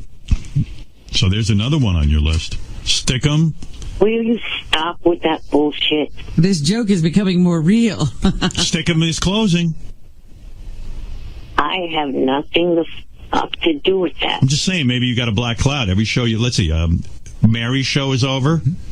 Fringe is over. Read the damn email I sent you. I read it. I just like saying it. Those shows would have shut down whether I was on them or not. What show was that first show he was on? Fringe. No, it was American Dreams. American Is that Dreams. still on the air? No. Over. Every show he's been on has been canceled. Every show he's acted on has plummeted in the ratings. Crap, don't let the bunnies out. Eric the actor is the Grim Reaper of TV. I'm club fucking footed, you asswipe. American Dreams. Cancelled. Fringe. Cancelled. In Plain Sight. Cancelled. Eric the actor is the Grim Reaper of TV. It's a good thing Cougar Town passed on him. You hate that. Right? Yes. No. He hates that. It's funny, though. Hey, you know what you got to do with me? You ever been down to the Homer room? I was thinking about you the other day. You were thinking about him in the Yeah, well, you know, he's an actor. And he's got to loosen up with his sexuality a little bit and come down to the homo room with me. You know who's been in the homo room, Eric? Eric, you there? Hello? He heard homo room and hung up? What happened? What happened to Eric? I think he's there. Eric, you there? Boy, that homo room chased him right away. By the way, let's be politically correct, too. It's homosexual room. He's homophobic. Whew.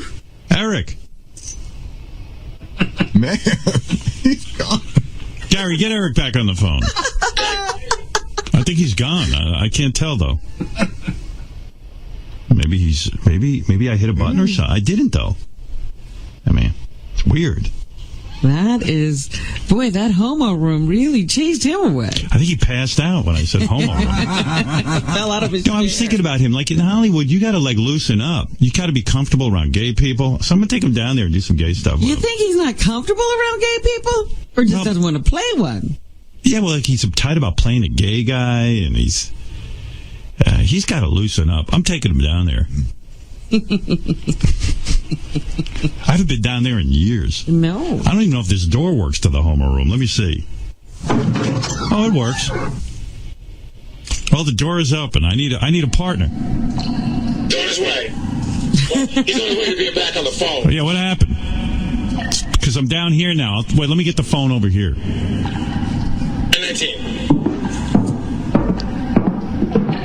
Hey, Eric.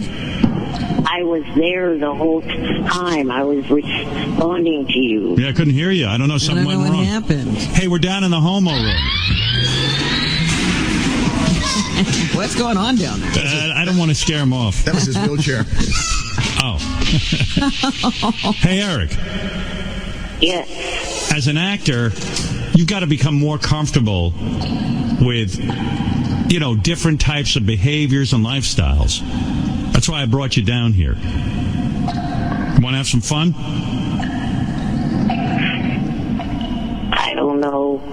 let's try it. Is your shirt on or off?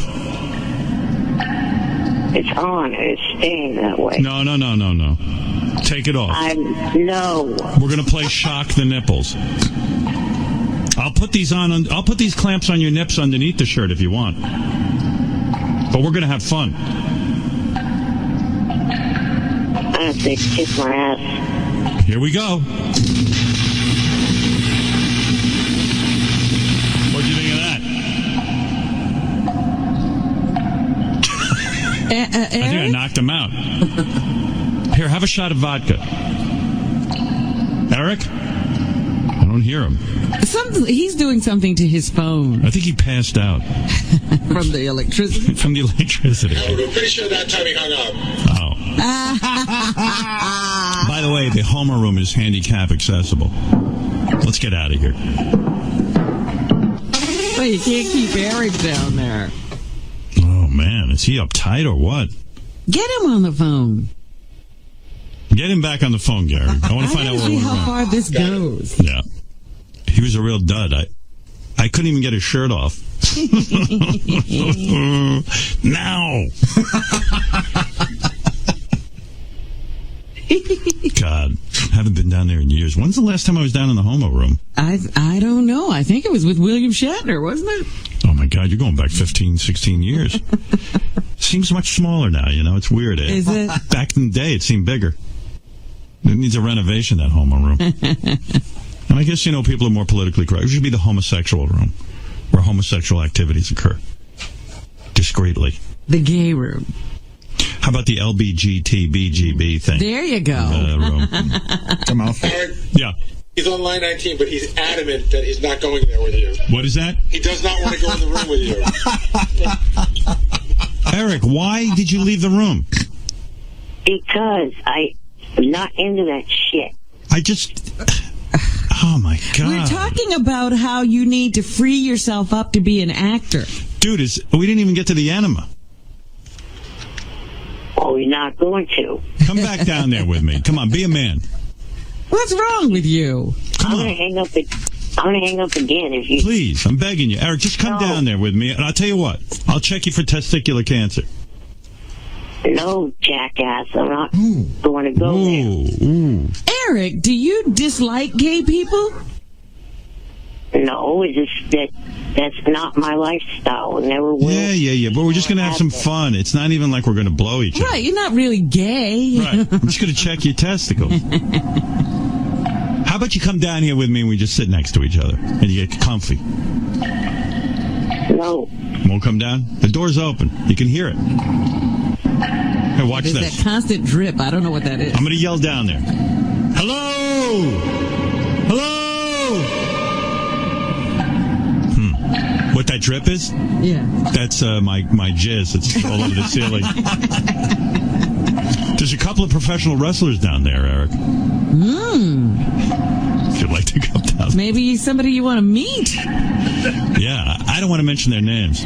They're wearing hoods. Does he want to see? All right, he's not coming down there. Shut the door.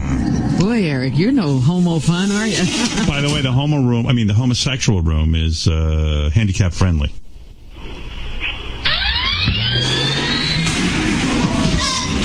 Eric, always screaming about accessibility. Right. All right, Eric. Well, I tried. Tried to have some fun with you, but you can't. Not with you. Nope, not for that shit. Yeah. Wouldn't even take off your little shirt. What? I didn't even understand. You didn't. All you said was you were going to put some nipple clamps. Yeah. Shock him a little. And who doesn't want a testicular cancer check? All right, I'll speak to you later. Bye for now. Bye.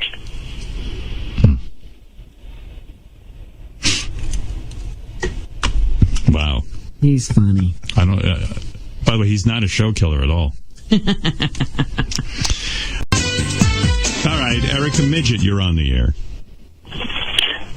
Good morning. I was calling because a couple of weeks ago, when I was last on air, I gave you guys an idea, and you kind of dismissed it. And then I look online, and you guys ended up using it, sort of. All right, what is the idea? the idea was to post an auction item on a charity website where the winner would get to come watch your show and get a tour of the studio. And I looked on the website, but instead of it being the Stern Show, you guys are having the winner watch John and Gary do their wrap-up show.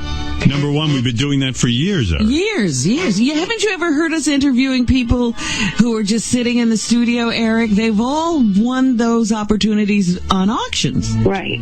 How is that your idea? I hadn't seen you put an item up on that website. I don't put them on. I don't put them up on the website. These charities do. Right. Right. No. But it's fine. If it's your idea, you can have that idea. If it raises money for charity, who cares whose idea it is? Right? Right. It's not an original idea. No, Eric, we've been doing that for years and years. Do you know what charity is raising money for? No. Recovery for the Sandy damage. Yeah, there you go. That's wonderful. Aren't I a good person? See, we don't even know when we're being that nice. Yeah, we just say yes. Sometimes. Can't do them all, but we try. All right, Eric, thank you for the idea. Now, are you going to be in L.A. all week next week? Yes, unfortunately I am. I wish I was feeling better. I love L.A., but when I'm not feeling well, I don't know what I'm going to do. Robin, Eric sounds like he wants to hang out with you. He's asking where you're going to be. It's not going to happen. Well, no, I was just wondering if, the shows were live next week or... Oh, you mean the tapings, the America's Got Talent? No. I mean your show. My show? No. I'm doing only America's Got Talent next week. Oh, okay. Yeah, I wish I could come down for that, but I don't think I'll be able to. Well, if you change your mind, let me know. I'm sure I could get you tickets. Is he busy? What are you doing? Well, it's a whole thing for him to get down. He's got to get this guy. It's kind of short notice. Right. Oh. He's got oxygen tanks. He's got a whole situation. Right. I understand. I didn't know. How much notice do you need? He's got a guy who handles him. He's got all kinds of things he's got to go through. He's like a circus when he Oh, my God, yeah. It's not easy. Listen, he's a disabled guy. There's a whole thing that goes on. Right. All right, Eric, thank you. No problem. All right, that's Eric the actor, but he wants to be called Eric the Midget now. Oh, Denise was on the phone. She thinks Eric is hot. How could you miss that call for him? Get Eric back on the phone. There's a girl on the line who thinks he's hot. This is a first. Yeah. Well, listen, if I could hook him up, I'll do it. I mean, if he's got to have all that stuff to travel with, can he be with a girl anymore? Oh, yeah, of course. Yeah? Nothing stops him from being with a girl. Introducing from Smallco, the first ever talking doll that doesn't do what you want it to. Little Eric, let's go outside and play games. I'm not playing games anymore. It's Little Eric, the disagreeable doll. Little Eric, give me a hug. Just back the fuck off me. Mommy, this doll is mean. Do you want to punish your kids? Then get them the gift that no good kid deserves. Little Eric, let's have a tea party. Leave me the fuck alone now. Little Eric won't do anything with me, Mommy. Little Eric, the disagreeable doll. Available now. You're back off my ass. Gary, did you get Eric? Where is he? I thought I'd play that bit, and then all of a sudden Eric would be there. Eric would be on the phone. What happened? We're trying to get him on. He doesn't know his answer. We were just talking to him. How could he not be close to the phone? He can't move that fast. I was trying to hook him up with Denise. Well, what's her deal? Hold on, it's ringing. Hold on. Line 20. Yeah, I think. Hey, Eric. Yes. There's some girl on the phone who says you're hot. I haven't spoken to her yet. Do you want to talk to her? Sure. Denise? Hi, Eric. I just want to say I'm a huge fan, and I think you're really cute and really hot. Thank you. I just have one question for you. Can I stick my tongue up your little ass? Oh, they fooled me. Oh, no. Sir. Come all over your wheelchair, you little fucking midget. Oh, man. Eric? Sal. It was Sal. I didn't know. We're sorry, Eric. I'm only kidding. Oh, here's a real girl. What? I'm back, Eric. I had a frog in my throat. I'm sorry. Do you really love Eric? I really do. I really, really do. Well, Eric, what do you think of that? Eric, can I go to AGT with you? Sure. I don't know if I will be going myself. And then can I come all over your little midget?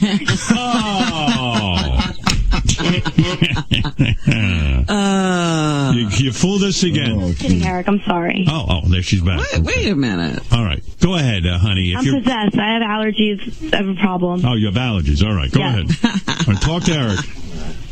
Anyway, Eric, can we go out to lunch? I don't know if I'll be going down there. Eric, what's your favorite food? Pizza. Oh, I was going to serve you some cock, you little freak. All right. I thought this was a real girl. I'm sorry. I'm back. I'm sorry. Another frog in my throat. Oh, my goodness. Well, Eric, I have tried. lots of frogs. You certainly They're do. small, just like you. All right. Thank you, Denise. Goodbye. You're welcome. Eric, I apologize. I didn't know. I thought we had a live wire. You know what I'm saying? Yes. Yeah. What are you doing today, anyway? I'm actually going to be meeting a Stern fan for dinner. Oh. Girl or boy? Well, it's one of the moderators for the SFN named Copter. Copter? Yeah. He's one of much moderators. I see. No, it's a dude. Sorry. You didn't want to come right out and say it's a guy. Yeah. All right, well, all right. It's a friend. Yeah. All right, well, have a nice dinner and say hi to Copter for me. All right. All right, later, Eric. Sorry, I thought I had a girl there for you. I was so excited. Me too. All right, well, it didn't work out. Oh, well. I thought they were hitting it off. She asked his favorite food. He said pizza, and then he said that he was going to come all over his chair. No, she then said, I thought you were going to say cock. Listen to that. Look what's going on here. All right, Eric, what is the answer? The answer is it's a good song, right? Yes.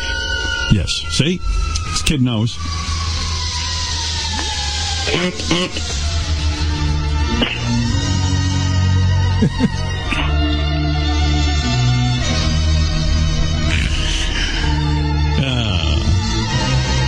Eric, are you there?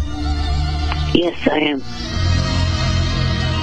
I'm calling in reference to the thing with Medicated Pete because, it seems like Johnny's more focused on Medicated Pete and also Johnny's own career than he is at helping me with anything. He completely screwed up the whole thing with Legit. I mean, not only... Is Johnny Fratto, Eric's agent, now working exclusively with Medicated Pete? Is that what's going on? I think he's working with both of them, so I think Eric feels that, hey, you're getting stuff for Pete, but you're not getting stuff for me. But the answer to that is very simple. Pete got offered a job, and he said yes. Everything Eric gets offered is almost no. Yeah, if I could advise you, Eric, I think you're so difficult that Johnny... Bullshit, Gary. I said yes to Legit, and that got screwed up by Johnny by not paying attention to the whole SAG thing. Can I tell you something? You blew the Cougar Town role. Yeah, that was a major... So what? I didn't actually really care about that one. Yeah, but Johnny... You blew it! What is Legit? That is a stupid show. ABC Cougar Town? ABC would hit this dumbass to the curb. Yeah, but I mean, come on, Eric. Stupid the show is. Eric. Cougar Town's still a cable show, and I mean, it's got major celebrities in it. I mean, that's a huge thing for you to be a part of. It's going to be seen more than that dumbass wrestling thing you were doing. And what else is he doing? How could he put that so down? Difficult. You're difficult, Eric. You don't see it. Well, I got an offer in an email from a new NBC show, and that one I'll definitely take. And I was going to take Legit, but Johnny screwed that up by not paying attention to my SAG. Instead, he was. Do you know what he's talking about? I think Eric's SAG dues are due, and for some reason, Eric thinks Johnny should pay Eric's SAG dues. That sounds about right. Is that right? Is that right, Eric? No.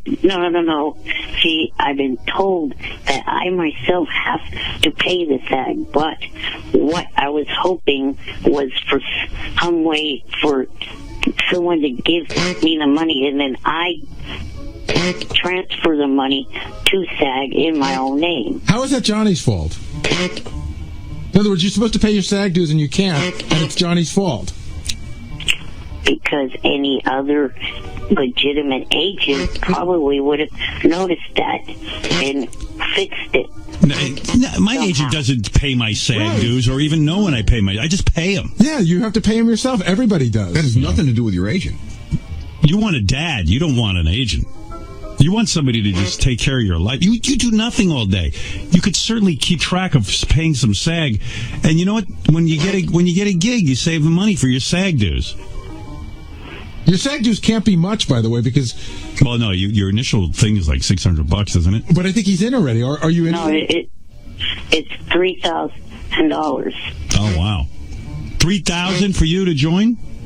Read it on the website. Well, that doesn't mean it could be different for him. You have no money. No, he hasn't negotiated or talked to anybody about it. Yeah, and you could even say you could have said to Cougar Town, look, I got to be a SAG member. Why don't you guys give me $3,000 and pay my SAG dues? That's the move. Yeah. And they would have done it for you. I got in because Private Parts paid for it. Right. And that's the only thing I've ever done. Yeah, I don't even know why I'm in SAG. I haven't done anything in a long time. I will tell you right now, the dues, I think my dues are $120 a year. The only reason I pay them... So you can get those movies. Exactly. Right. And I don't even get those movies. That's the only reason I pay. It's because $120 a year to be in the movie club. I just stay in it in case I ever do any kind of movie again. Although I ran into Les Moonves, he goes, when are we doing the sequel to Private Parts? I said, I don't know. I don't know. I don't want to go through that again. Writing being involved in developing a film for 4 years. And until I found the writer, I haven't found the writer, Lenny Bloom. I mean, it took forever. It was just a long, arduous process. I'd rather just walk in and have a finished script or something, and then I get to be an enemy of a superhero. So why don't you say to Les, I want to do it, bring me a script? No, because no one's going to. No, I've been handed scripts since Private Parts. That was 15 years ago. They're all bad. But no one's handed you a sequel? No. Of course not. I would think that who's going to write a sequel but me, when you think about it? Well, the movie had success. Yeah, the movie had success, so I have to write the sequel. No one's going to be able to write that. I'm like that little fat chick on Girls. I got to write everything myself. When you look like me and that little fat chick, we have to write everything ourselves. I'm in full support of her. I think I hear Eric getting upset that you're not talking about him. Well, hey, what's there to say? Hey, by the way, your arch enemy, Medicated Pete, is coming in. He's got a whole bit today. We'll put him out on the street with a kissing booth. Right.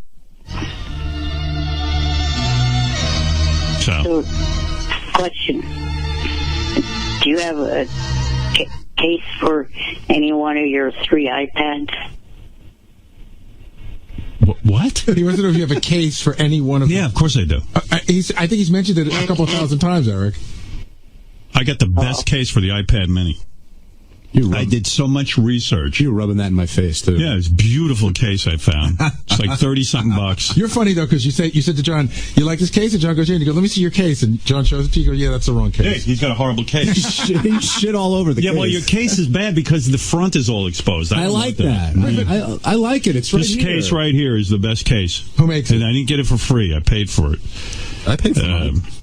Yeah, you couldn't pay much for that. It's not that good. I had that one. I actually bought that one. I love it. Yeah. This is made by Belkin. and it's got a quilted cover. You can look it up on the internet. If you get the mini iPad. By the way, is the mini iPad a success for Apple? Yeah. How do you know? The numbers they put out. How many have they sold? I don't know exactly off the top of my head, but they're qualifying it as a success. Another success. Yeah, because it's way better than the iPad. But when I went away, like, everybody had an iPad. It's crazy. And you think about how much these things go for, and they're everywhere. Because it's a must-have. Yeah. Like, even people with no money have to have it. It's just you got to have it. Because you can't believe it exists. The guy was driving us home from the airport, and he pulled out this iPad, and he starts using it. I'm like, wait a minute, can you drive? But, the driver has one. Everybody's got them. You could touch a piece of glass, and your finger can control what's going on in the glass. That's fucking crazy. Think about it. It's crazy because, there's a small store that opened up around the corner from my house. It's like a skateboarding store. Yeah. It's a small business, and the guy doesn't even have a cash register. But it was a stumble, you said. Yes. And it's a bit of a stumble. Right. So he's got an iPad, and you put a little thing on top, and you can swipe the credit card through. Do you feel idiotic having said it was a stumble? I mean, how could you look at the iPad and think it's a stumble? No, because I don't think everybody thought it was universally great at the beginning. Really? Everybody didn't look at it and go, "Oh my God, this is amazing." I mean, it started to sell, but there were people. I didn't have it in the beginning because I just didn't know about it. Right, once I saw what it did, I was they announced it on Friday. Yeah. Nobody saw anything from the little. So why would you say it's a stumble? From the little information, because I felt that. Why wouldn't you just say I don't know?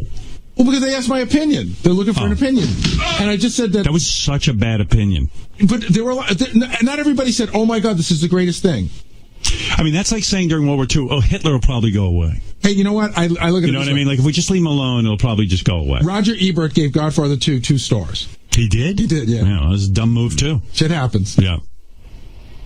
But that's going to haunt you if you want to be any kind of techno guy. I'll get it. I mean, it's the greatest invention ever, right? The iPad? It's fucking crazy. Right. All right, a bunch of things to play. Oh, okay. Why don't I do Medicated Pete first? And then I got a bunch of things to play for you. All right, Eric, I got to go. Well, the reason why I asked about the case was because I know a company that makes cases that actually charge the items while they're in the case.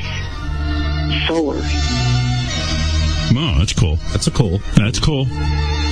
A case that somehow captures solar energy and charges your iPad? I don't believe it. iPads, iPhones, Androids. And you don't have to plug in?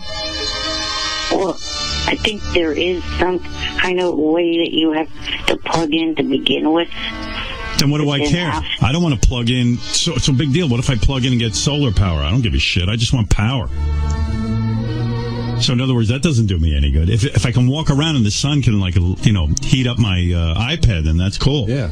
But you're talking about I have to plug in. So what's the? Well, at first, but then after you get it going, then you could use solar. Anything with a windmill that I can attach my iPad to? Because we're experiencing not such sunny days. No, not that I know. Okay. All right, Eric, gotta go. Gotta go be with Medicated Pete, your enemy. Right. Johnny Fratto's favorite client. And the one he pays attention to. What's this? 10 days without a charge? What do you know about it, Benji? I just saw one advertised that way. That you can put your iPad in a case and then it lasts for like 10 days? That's what they say. And then, so I assume, I guess after it runs out, after... Eric, you're onto something. Right. All right. I gotta go. Oh, over the weekend I met David Garibaldi. And that is?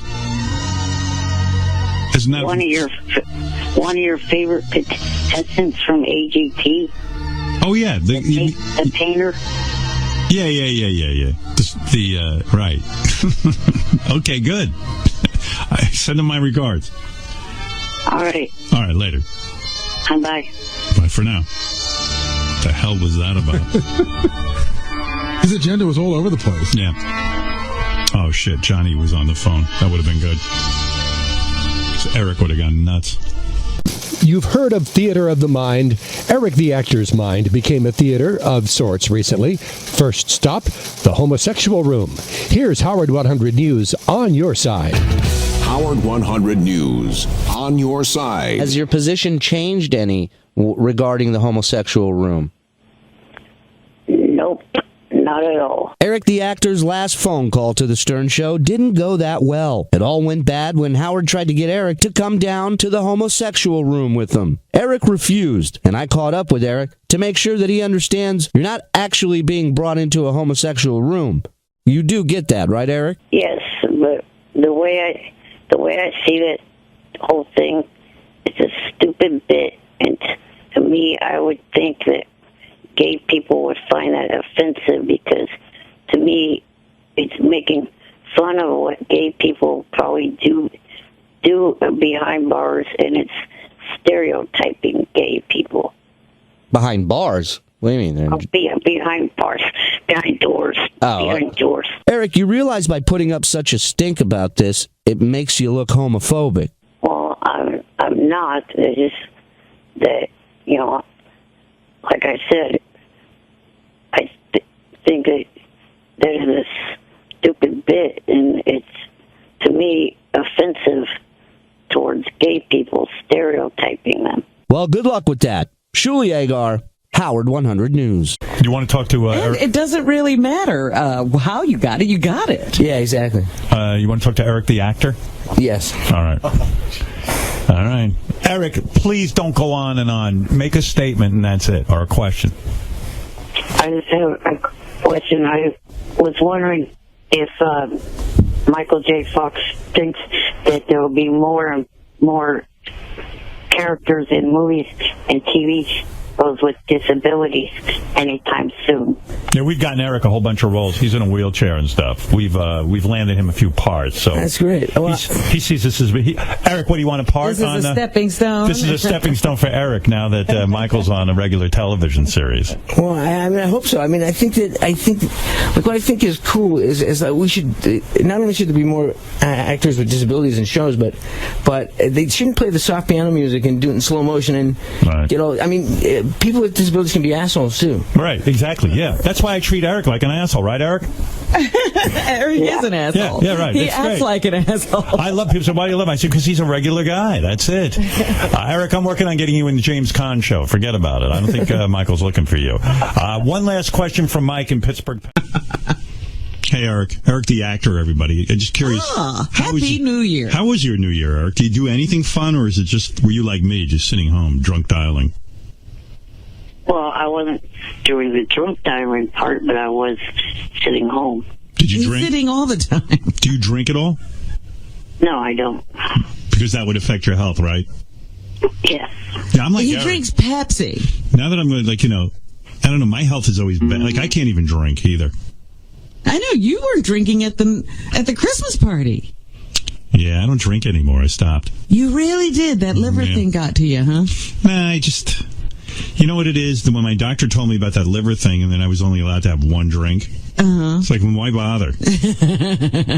He goes, you can have one drink a week. Oh, boy. And I went, one drink a week. So I think everybody thinks now I'm an AA because we're all having dinner together. And I order club soda with cranberry juice, and I'm that asshole at the party that everyone goes, oh, he's no fun. So I'm not even fun, and I'm sick, and I'm just it's over. It's all over. Right, Eric? You and I are a lot alike. Did you jerk off New Year's Eve? I did. Yes. Yeah. I said to myself... You two were together. What'd you jerk off to? I'll tell you what I did. Photos of big breasted women I've seen on Twitter. Yeah, well, I was probably more pathetic than that. Oh, there's a guy out there who has to write a song about, I'm jerking off to your big breasts on Twitter. Yeah, I know. Like, what time did you go to bed on New Year's? I think after 3 in the morning. Oh, he stayed up late. What were you doing? Jerking off. He's got a whole thing he's got to do. I mean, he's got to lay on his stomach. I was catching up on my stuff that I had recorded on my DVR. Oh.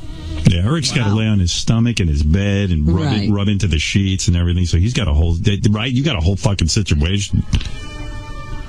You can't do it in the chair. I didn't think I was going to masturbate because Beth and I had tons of sex in Mexico, but I got home and I said, it's New Year's Eve. I should do something to have fun because I was so depressed and lonely. And I said, well, okay. So then I go on my, I got 3 iPads now. And one of them, the one I chose to go on to masturbate to was my Wi-Fi wasn't connecting.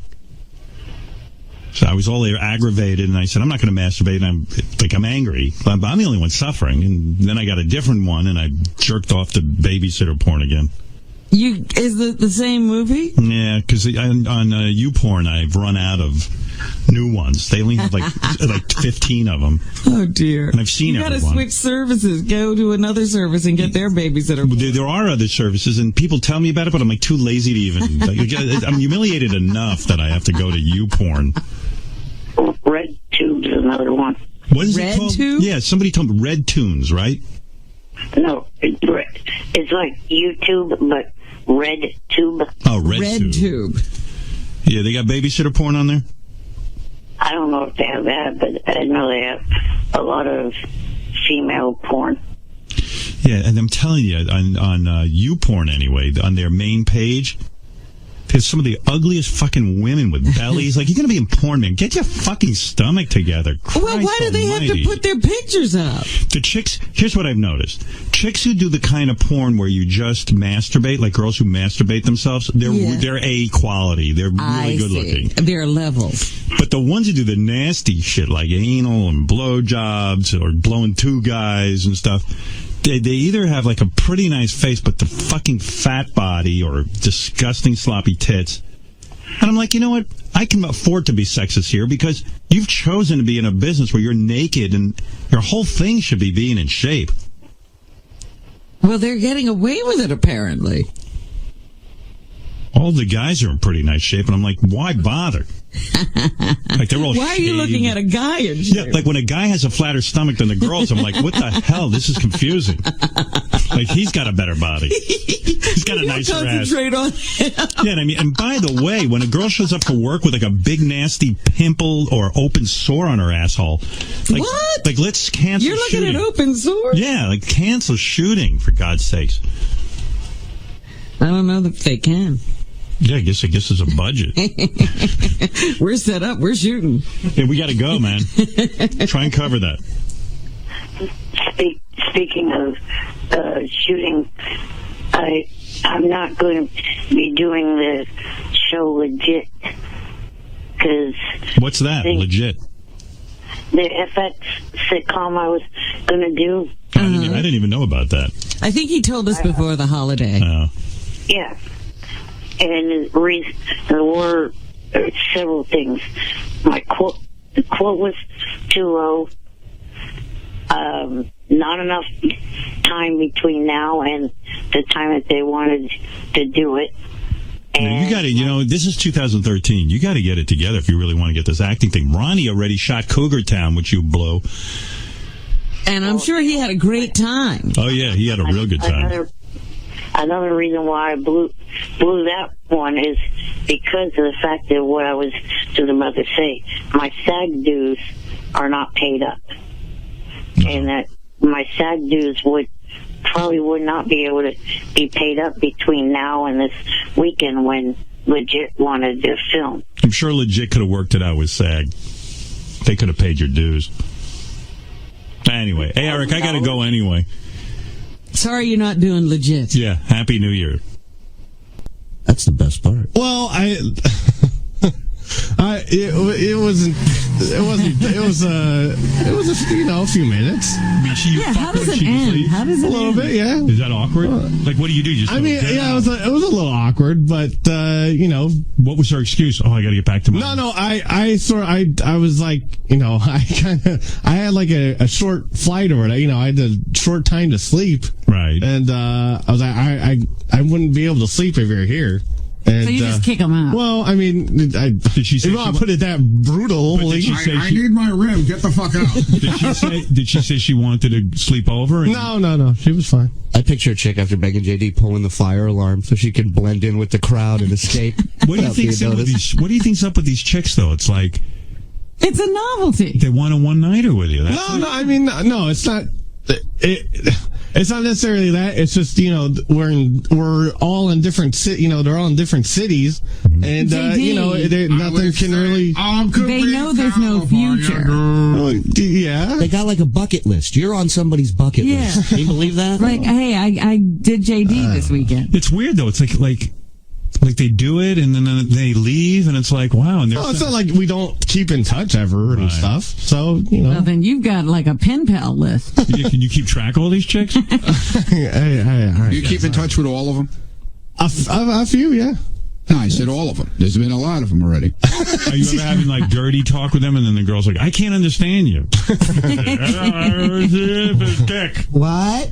I can't understand. I'm sure that's happened a few times. I guess. I don't know. He won't tell us anything. You know he's saying something. Oh, I'm sorry. What do you want from me? He's got a freaky mover too. Yeah. I see freak written all over this dude. My big sick cock in your asshole. What? You heard me. I'm not ain't all that much. Sit on that table, Wade. No, pee in this glass. Oh, God. I want you to shit in my hat. My serious hat. No. Leave a skid mark on my nose. Oh, all right. Give me a dirty Sanchez. You better be careful you don't get one of these girls pregnant. I mean, imagine them getting What do you call them? You don't even know their names. Imagine them getting half your salary. Oh, God. Where would they be disappointed? Yeah, really. Yeah. Child still can't eat. Take half that block party money. Yeah. Ronnie, I need a raise. I just had twins. Be honest with me. Are you always wearing a rubber? Yeah. Have you, like, maybe not once or twice? For the most part, yes. Okay, listen to me. Yeah, I know. Always. You knock up one of these chicks? No, I know. But you'll have to go get a real job. You know better. You don't know anything. If you didn't wear a rubber, you don't know shit. It's been a while since I haven't worn a rubber. Wow. My baby. Are you going to take care of that baby? It's a white baby. Ronnie took me to the block party and I met you. My boy Bill reads a tree. I love my baby and my baby mama. Are you no longer jealous of the Jersey Shore guys? Because you're getting what they get. You're kind of like a Jersey Shore guy. I wasn't necessarily jealous of the Jersey Shore guy. I don't really like you them. You hated them. Well, yeah, I hate them. I think they're douchebags. Now I relate. There's a difference. To them. Now I relate. I don't want. I'm not jealous to be a douchebag. Now I relate to them. I like the situation too.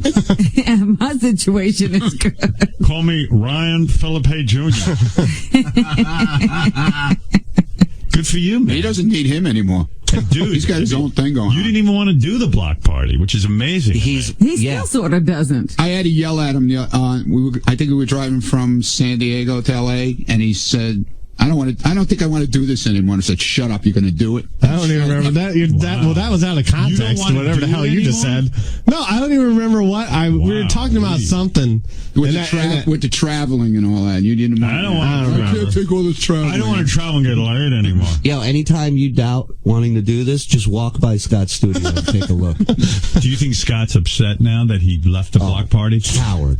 This weekend was fucking off the charts for us, man. It was unbelievable. Did everybody make good money too? Yeah, man. Yeah. Great weekend. Yeah. Everybody, really good weekend. May I ask, seriously, because Ronnie, you are, kind of the same as Scott. What did he miss out on money-wise? I'll put you this way. If I had paid him what these guys got paid this weekend, he would never ask to see an expense report. How much did he Wow. JD, what'd you make? I don't know. I mean, I made $2,000. Yes. For one weekend. Yes. 2 shows. How much time you think you were on stage total, JD? Both shows. Oh. 1 second? No, I mean, I'd say 5 minutes at the most. 5 minutes, $2,000? Well, I'll even say 3 minutes. Well, no, 5 with more, the chicks. And you made more. A little bit. Yeah. You should. Yeah, well, it's this is block party. No, it's great. And not only It's that, awesome. but these guys actually want to do this. They want to be there. They're excited about it. They get into it. They're, Do you think Scott's kicking himself in the head? Have you talked to him about it, Ronnie? Yeah, he kind of once said to me he was sorry he quit. Kind of. He didn't really That's say it in always- those many words, Yeah. But I miss him on the tour. He was fun. We had a lot of fun. No, we did. Like when I threw a chair at him and everything. It was fun. Yeah, that was fun. It was fun. So great. Yeah, as fun as the headliner. It was awesome. As fun as the headliner to watch my two hosts get ready to fucking punch each other on stage. But again, it sounds like it's a lot more fun that Scott's gone because he was always complaining. Here's the thing. So now Sequoia, the guy who promotes us, he said to me, That was a surfer. He texted me last night and he goes, I'm really sorry about the after party in LA. It was crazy. And I said, you know what? It was great because the people really wanted to meet us and take pictures with us and hang with us. I said, it's kind of like in other sports or other shows or like in NASCAR, the drivers interact with people. Right. And a lot of things, the people that perform, They want to hang out with you. they want to hang, and we do it, and I like doing it. It's great. We had a great time. So I said to him, don't worry about it. He was upset that he thought that we were upset because it got really But crazy. the thing I'm interested in is Scott the engineer. What's going on with him now? Because I really do think he thought the block party would fall apart without him. I almost called They'd have him. to come ask him to come back. Right. I almost called him from the stage in L.A. when I was on stage. Yeah, dude, we're booked up through January already. I can't believe Totally booked up. Atlantic City, Florida. I can't believe people are not boycotting. I thought that show was going to sink faster than the Titanic. I think it's even more popular. Fuck. He really pulled the Jerry Maguire. Like, I'm leaving. Who's coming with me? Nobody. Right. It's you and your goldfish. Dude, we got hotels fighting over us in Atlantic City. 2 Wow. hotels. Yeah. Wow. It's nuts. It's nuts. It really is. It's All right. insane. Well, hey. Did you listen. have a dream? No, never. The Ronnie block party is a big success. All right, boys. Congratulations, JD, on getting laid. Ronnie, on your. And thank you, Howard, for You're welcome, and Julie and everybody else. Congratulations. All right, there you go. There you got a full update on the big weekend that the boys had. I know it's all hard to believe. Good Lord. Wow. That's incredible. Yeah, it is. All right, Eric, I got to go. I got to take a break. And High Pitch Eric is stopping by. He wants to tell us something. Really? Yeah. Okay. Hi, Daddy. Okay, talk to you later. Later. Bye, Eric. Bye, Robin. Good speaking with you. All right, that's Eric the actor. One of the boys. I was thinking yesterday about Eric the actor, with his, people just go on Twitter and say terrible things to him. And some of the things are not even that terrible, but he responds to everything. If you accuse him of anything, like you go, you did not have 69 with Air Force Amy at the Bunny Ranch. And then he goes, fuck you, you dumb idiot. You are, or you say, hey, Eric, I heard you came on your own glasses when you were masturbating. Fuck you, dipshit. I did not come on my own glasses. So I was like, well, what could I write Eric, to get him in here's some suggestions. All right. Tell Eric he's really the Lindbergh baby. And that, you found that out. That's a good one. He'd go, I am not the Lindbergh baby. You dumb idiot. Yeah. Or here's a good one. Eric killed JFK. Just say, we heard that you killed JFK. You were the second shooter. Right. We found the second shooter, and it's you. Right. Eric the actor. Because I would like to read, you dipshit, I did not kill JFK. Or I was thinking just we read that you're part bird. Fuck you, I am not part bird. That's a good one. Yeah. I like that one. Because he'll respond to that. Do you think he'd respond to Eric is the last survivor of the Titanic disaster? Fuck you, dipshit, I am not the... I was never on the Titanic. Right. We could write him. We heard you're over 100 years old and you won't tell the truth, or that you hate Rosa Parks. Oh, that'll really get him. Yeah. A lot of people like that prank call I made, where I'm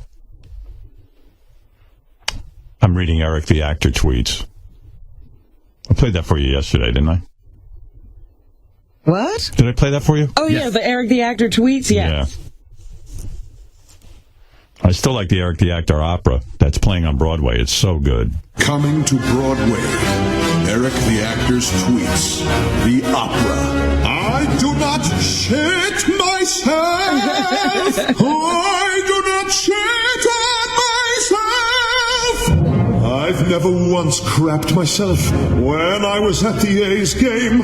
Go fuck yourself and go to hell, you fucking dipshit. Combining opera's most beloved arias with Eric's majestic poetry. I am not gay. I have never fucked you in my life.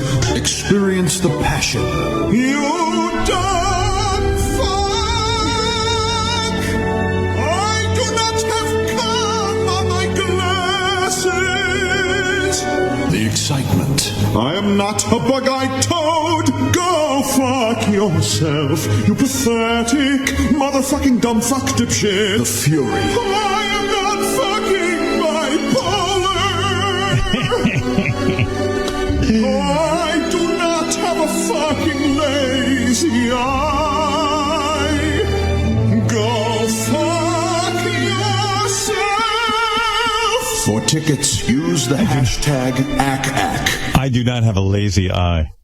Somebody wrote him that. You have a lazy eye. He goes, you dipshit, I do not have a lazy eye. Oh, I love it. The real story this morning, when you do a morning radio show, you prepare. And you have a game plan, something of a game plan. I'm not saying I overly prepare, but there is a game plan, and now we throw the game plan out the window because our dear friend Eric the Actor has died. Are you kidding? You didn't know? No. Oh, I thought you knew for some reason. When did he die? Saturday. No one tells me anything. Gee, why did I think you knew? You don't go on Twitter or anything, right? I try to shield myself. Right. I was actually busy Saturday. I was in Washington, D.C. at the Veg Fest. But, no. You ought to give me a list of things you do know. Then I can fill you in on what you don't know. I know very little. So you can usually tell me about anything. Do you know about the second sun that we have?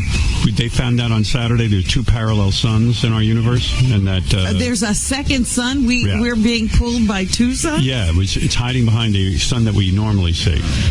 Really? And you're saying Eric the Actor's death didn't make the Veg Fest? Eric would have been so happy when he died, when it was official that he died. And we'll talk to Jan, we'll talk to Shuli. Shuli, you can come in, because I think Shuli was... He's like the widow. Well, Jan's got all the information. Really the winner. Right. Yeah. But Eric would have been so satisfied in knowing that...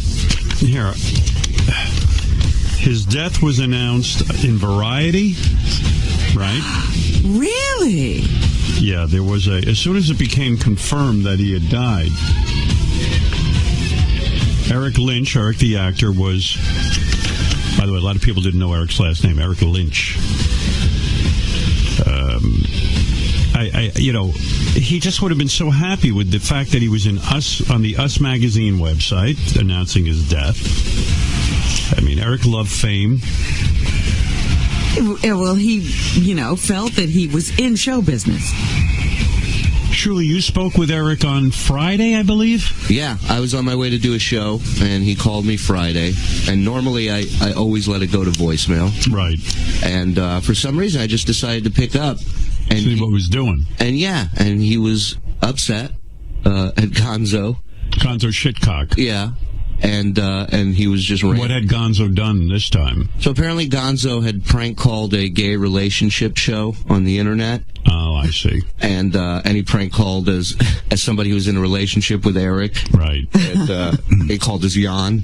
And Eric. Oh my goodness. And Eric didn't like it. and he called me upset, so I told him I would handle it, but could he call me right back and leave me a voicemail about it? I'll play you some of it. Eric always called us every morning on the voicemail. There was always a message from Eric waiting, upset about something or other that was going on. But on the phone... So his death was sudden. It wasn't, you know... Jan, what happened? And, you know, Jan, you've taken care of Eric for... I think it's 9 years. 9 years, right? Almost 9 years. Almost 9 years. I mean, Jan more than anyone.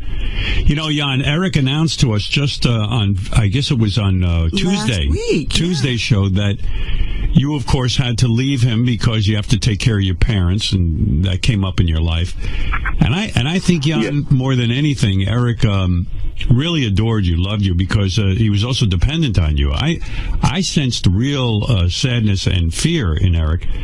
Because from that announcement, because his parents would now be taking care of him, and I think in a lot of ways that represented his freedom being taken away, right? I think some parts, yeah. You know, Howard, the day that he died was technically Jan's last day, right? Working with him. And I really think that, like, literally, his heart was broken. I think Eric had a broken heart because Jan was such a good friend to Eric. You guys became friends in high school, right, Jan? Junior high. Junior high. So Jan was like, while people were picking on him, Jan stepped up and, like, was a friend to him. Jan, how did you end up taking care of Eric? How did that all come about? When his dad retired, his parents moved up to the mountains, and he got bored up there, and his parents called me and asked me if I would move in with them. Oh. And in the city. And it wasn't your life's ambition to take care of Eric, but it just sort of worked out that way. Yeah. I know you're broken up. Tell me what happened. Eric seemed fine on Friday when he spoke to Shuli. Was he complaining of anything? The normal, I'd say about Thursday night, the normal thing, he always has stomach issues because of his diet and stuff, started. And that was normal. And then Friday night, I told him he didn't look too good. He should call his parents and go to the doctors. And he said, no, it's just my stomach. I was like, no, you look a little jaundiced. And he said he felt perfectly fine besides his stomach. And like everybody said last week when he called the show, he sounded perfectly fine. Yeah. And then Saturday morning, he woke up. He had to use the bathroom, and he said he felt unstable, and he wanted to call the ambulance. So we called the ambulance, and when they showed up, his blood pressure and stuff was pretty bad, pretty low. They got him to the hospital. They got that all stable. They did tests, and his kidneys and liver started shutting down, and pretty much around about 3:15, his body just shut down. 3:15 in the afternoon. Well, you know, Jan, I hear the pain in your voice. I loved Eric. I truly, truly loved him. I mean, when Eric would call in, I got so excited because he was the greatest. And what I loved about Eric, Jan, maybe you feel the same way, I don't know, but what I loved about him was that here was this guy afflicted with every fucking shitty thing on the planet. I mean, you couldn't have gotten worse luck dealt to you. And Eric didn't view it that way. Eric wasn't a guy who acted any differently than any of us. I was always amazed how feisty he was, how pissed off he was, how he called me Big Nose and Gary Beavertooth, and what I loved about Eric, most people in Eric's condition would be bitter, but Eric loved life. He loved watching TV. He loved celebrities. He loved show business. He loved wrestling. He was passionate. A real fan. He was a fan. And I was like, oh my God, Eric, you know, you see so many people who, let's say, are in a wheelchair or who have Eric's, all of his physical deformities, really. And his foot, it was club-footed. His foot was turned around. It was a whole thing. Couldn't walk. And out of all of this, he still carried on like a maniac. Yeah. And it was the greatest. I said, this One guy... of the best things would be all of the demands. Johnny hasn't done this, and Johnny hasn't done My favorite Eric moment, Jan, was... I have a couple when I think about him. I'm thinking about... You okay, Jan? Yeah, I'm fine. Yeah. I think my favorite moment... Well, I have a couple, and I'll play some of them. But my favorite moment had to be when Eric had gotten a job on a TV show that we got for him in plain sight.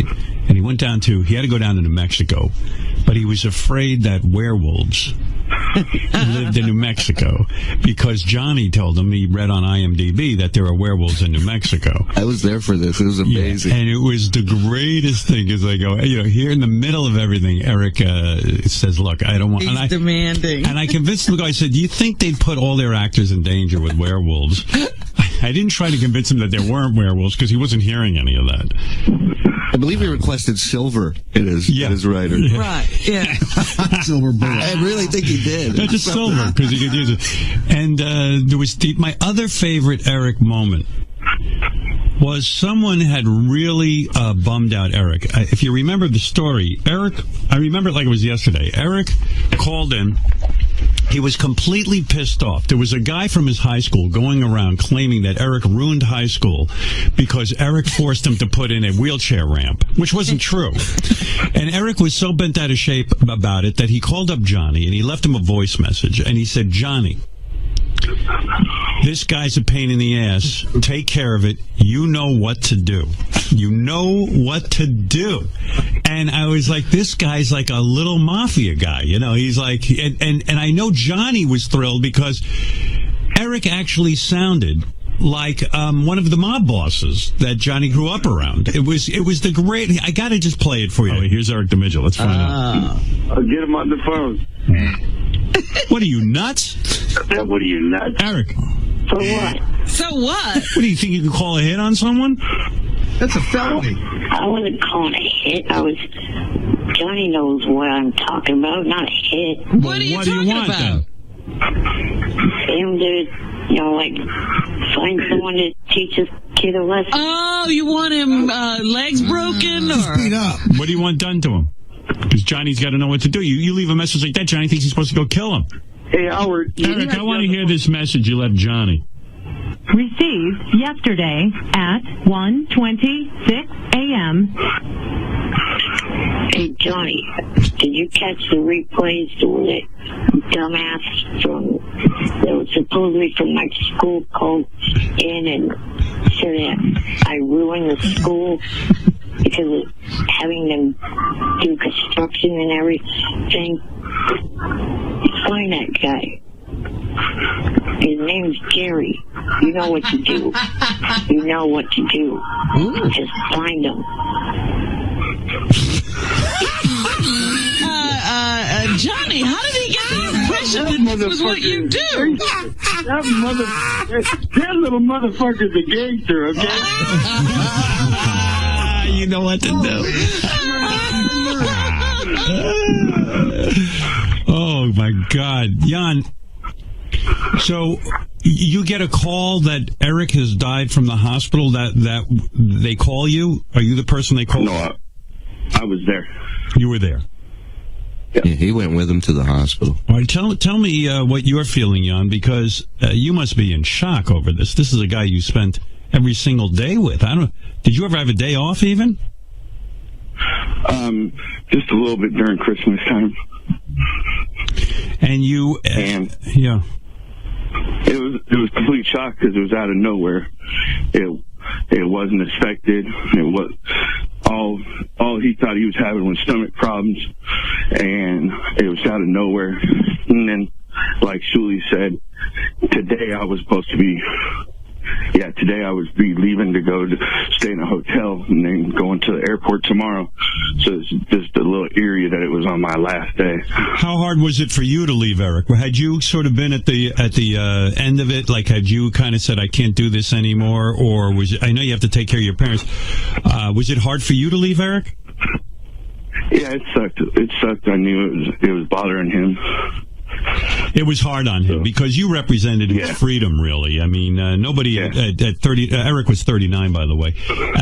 No one at 39 wants to be sort of with their parents and have their parents taking care of them. You represented his freedom. Like, his parents weren't going to take him to the bunny ranch. You were willing to do that, you know? Yeah.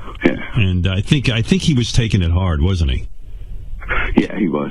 And, of course, even though the last, let's say, year he hadn't been feeling much but to just hang out on his bed because arthritis and stuff, he still kind of stared at me, and he wouldn't be able to do as much stuff.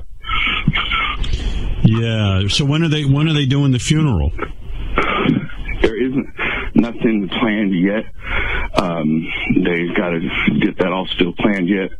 I can, because I know on the internet there's all kinds of fake funeral services telling people to go to certain churches in Sacramento. There is nothing yet. And when there will be, his family's just going to have a small private funeral, and they ask for privacy and respect. Right. His family asked if any fans want to honor him. Eric, pretty much when he was younger, grew up in the Shriners Hospital, Sacramento / San Francisco, and said if they want to honor him, they can put a donation in his name to the Shriners, Sacramento. Hard to believe. And then, go ahead, yeah. And then his parents know about the Stern fan groups that meet up. They said feel free if they want to have get-togethers and mourn him together. But there's not going to be a public service for him. Right. Well, Jan, Eric was a little in stature, but a big presence, particularly on this show. I was just so taken with him. And I was saying earlier, Eric loved the spotlight. He really did. He'd love to be at these events. He would love to be a part of everything. And, he was just saying that he was upset with Johnny for not getting together some trip because he was going to go visit the Jimmy Kimmel show and do a lot of things down in Los Angeles. He was always upset with Johnny for not getting him on things. It literally was a phone call every week from him about that. But I was saying, Jan, too bad Eric isn't around to see that. He's on this TMZ website. He's in Us Weekly. There's a big picture of him. There's a big picture. Yeah, he was on he's on the Sacramento NBC news station's website, which he was friends with one of the news people there. He was on a bunch of different news channels websites.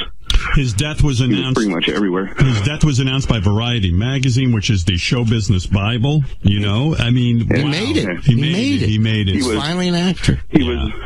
Last night, I don't know if it's changed, he was number 5 trending on Twitter, and then number 6 trending worldwide on all web. He was number 1 for like an hour on Twitter, or maybe more, but he was number 1 on there. That would have been important to Eric, right, Jan? Yeah. He would have liked that. Jan, what is your future? What are you going to be doing? I mean, I know you're going to take care of your parents. They're ill. How is this affecting your life, and what's your game plan? I'm staying an extra week, and then, like you said, going to take care of my parents. I guess you could say everything happens all at one time. My dad got put in a wheelchair, and my mom is going blind. So I'm going out to help them and stay You're a with good them. dude, Jan. I'll tell you. I mean, there's nobody more giving than Jan. I mean, to hang in there with Eric all those years and give Eric his freedom in a sense. And Jan wasn't getting rich doing it, as you know. And now to be a caregiver to your parents. You're a very caring guy. I don't know much about you, but you strike me as being incredibly loving. Thank you. Yeah, I wanted to say that to you because his whole adult life, he's been taking care of people. Jan, you ever get angry about that? Do you ever say to yourself, who's going to take care of me? No. Are you religious? Yeah. Yeah, I was going to say, you're more like Jesus than Jesus. I mean, Jesus was running. I don't know about that. I think so. Jesus was just kind of running around. He had groupies. He had all kinds of, Jesus, he stopped by the sick, but he made him well. So. Yeah, but Jan really, he doesn't mind being the guy behind the guy. He's just a fucking good guy. Right. He never wanted to be a part of, the spotlight. He let Eric have the whole thing. Yep. And I've seen Eric interact with Jan backstage. Jesus wouldn't have put up with that shit. Jan is a good guy. Trust me. Would Eric yell at you too, Jan? Would he get angry with you and give you shit, or were you the one person he wouldn't give shit to?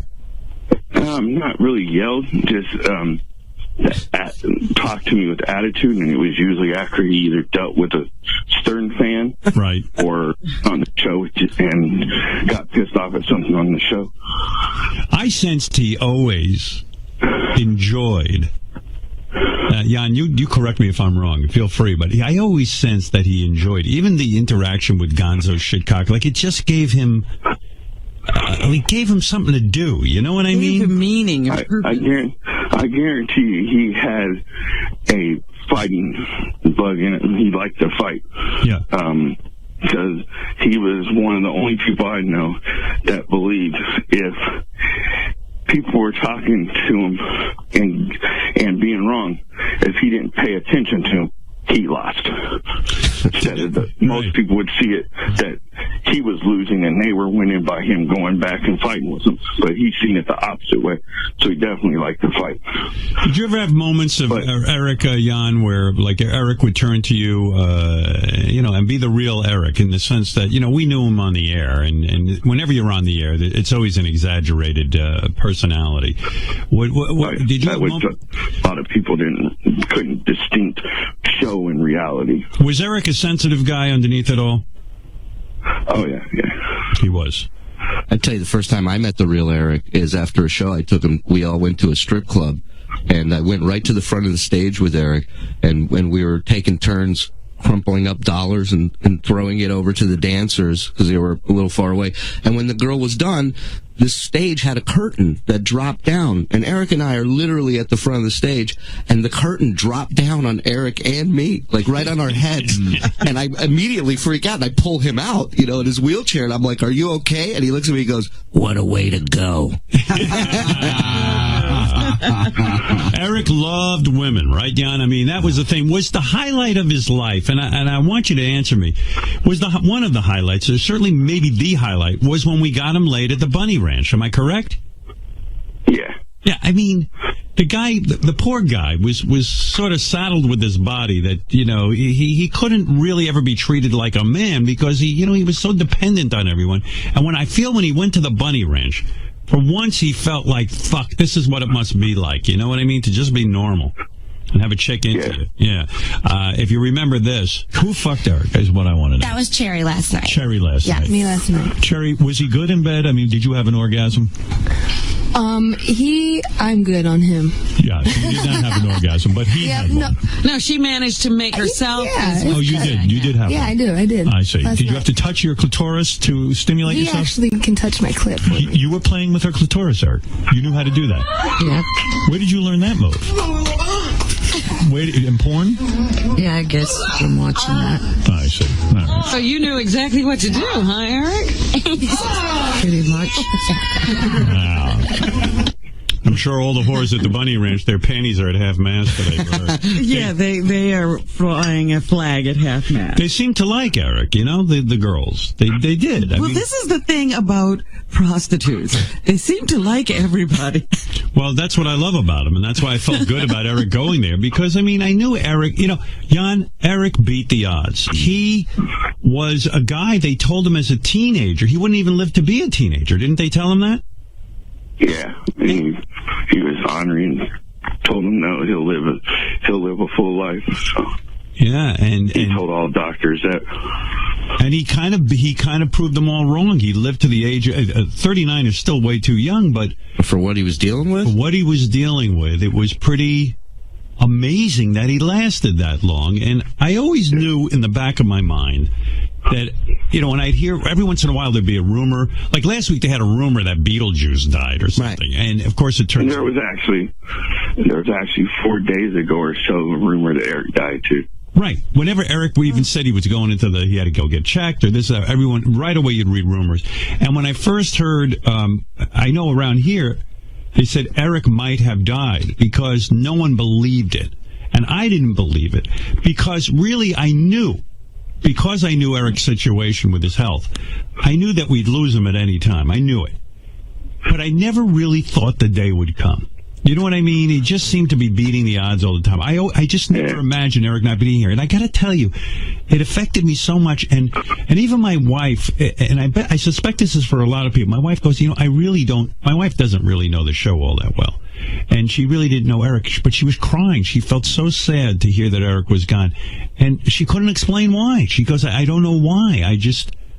I feel something about this. And that's how I think all of us are feeling right now. We didn't know Eric personally, but we knew him over the air. We knew about his situation. We knew how hard his life was. And I always knew that. And I always loved giving Eric airtime. Eric loved airtime. There was one time he called in. He was so pissed off. He left a voice message for me. He was angry that he couldn't give it on the air. He was on hold. And, you know, there were times I couldn't get to Eric. How dare you? Yeah, right. Oh, how dare you? That was a real affront. He would be. Hey, Richard, it's me, Eric. I was on hold for 2 hours and 59 damn fucking minutes. I'm getting sick of this shit. This is getting fucking ridiculous as hell. He needs to start taking calls from his regular callers that used to call him on K-Rock. I mean, just getting annoyed with it. Tell him that I want to talk to him tomorrow. I want on the air tomorrow. Bye for now. Your boss is a piece of shit. He would get so mad. There were times he would call in and go, I can't believe you spoke to, like, you know, Julia Roberts for an hour. You know, like he'd be. How about when he'd say you didn't take my call when you were talking to this person? Oh, he'd get so mad. I remember one time Simon Cowell was on, and you know, when we first met Eric, he was so into American Idol.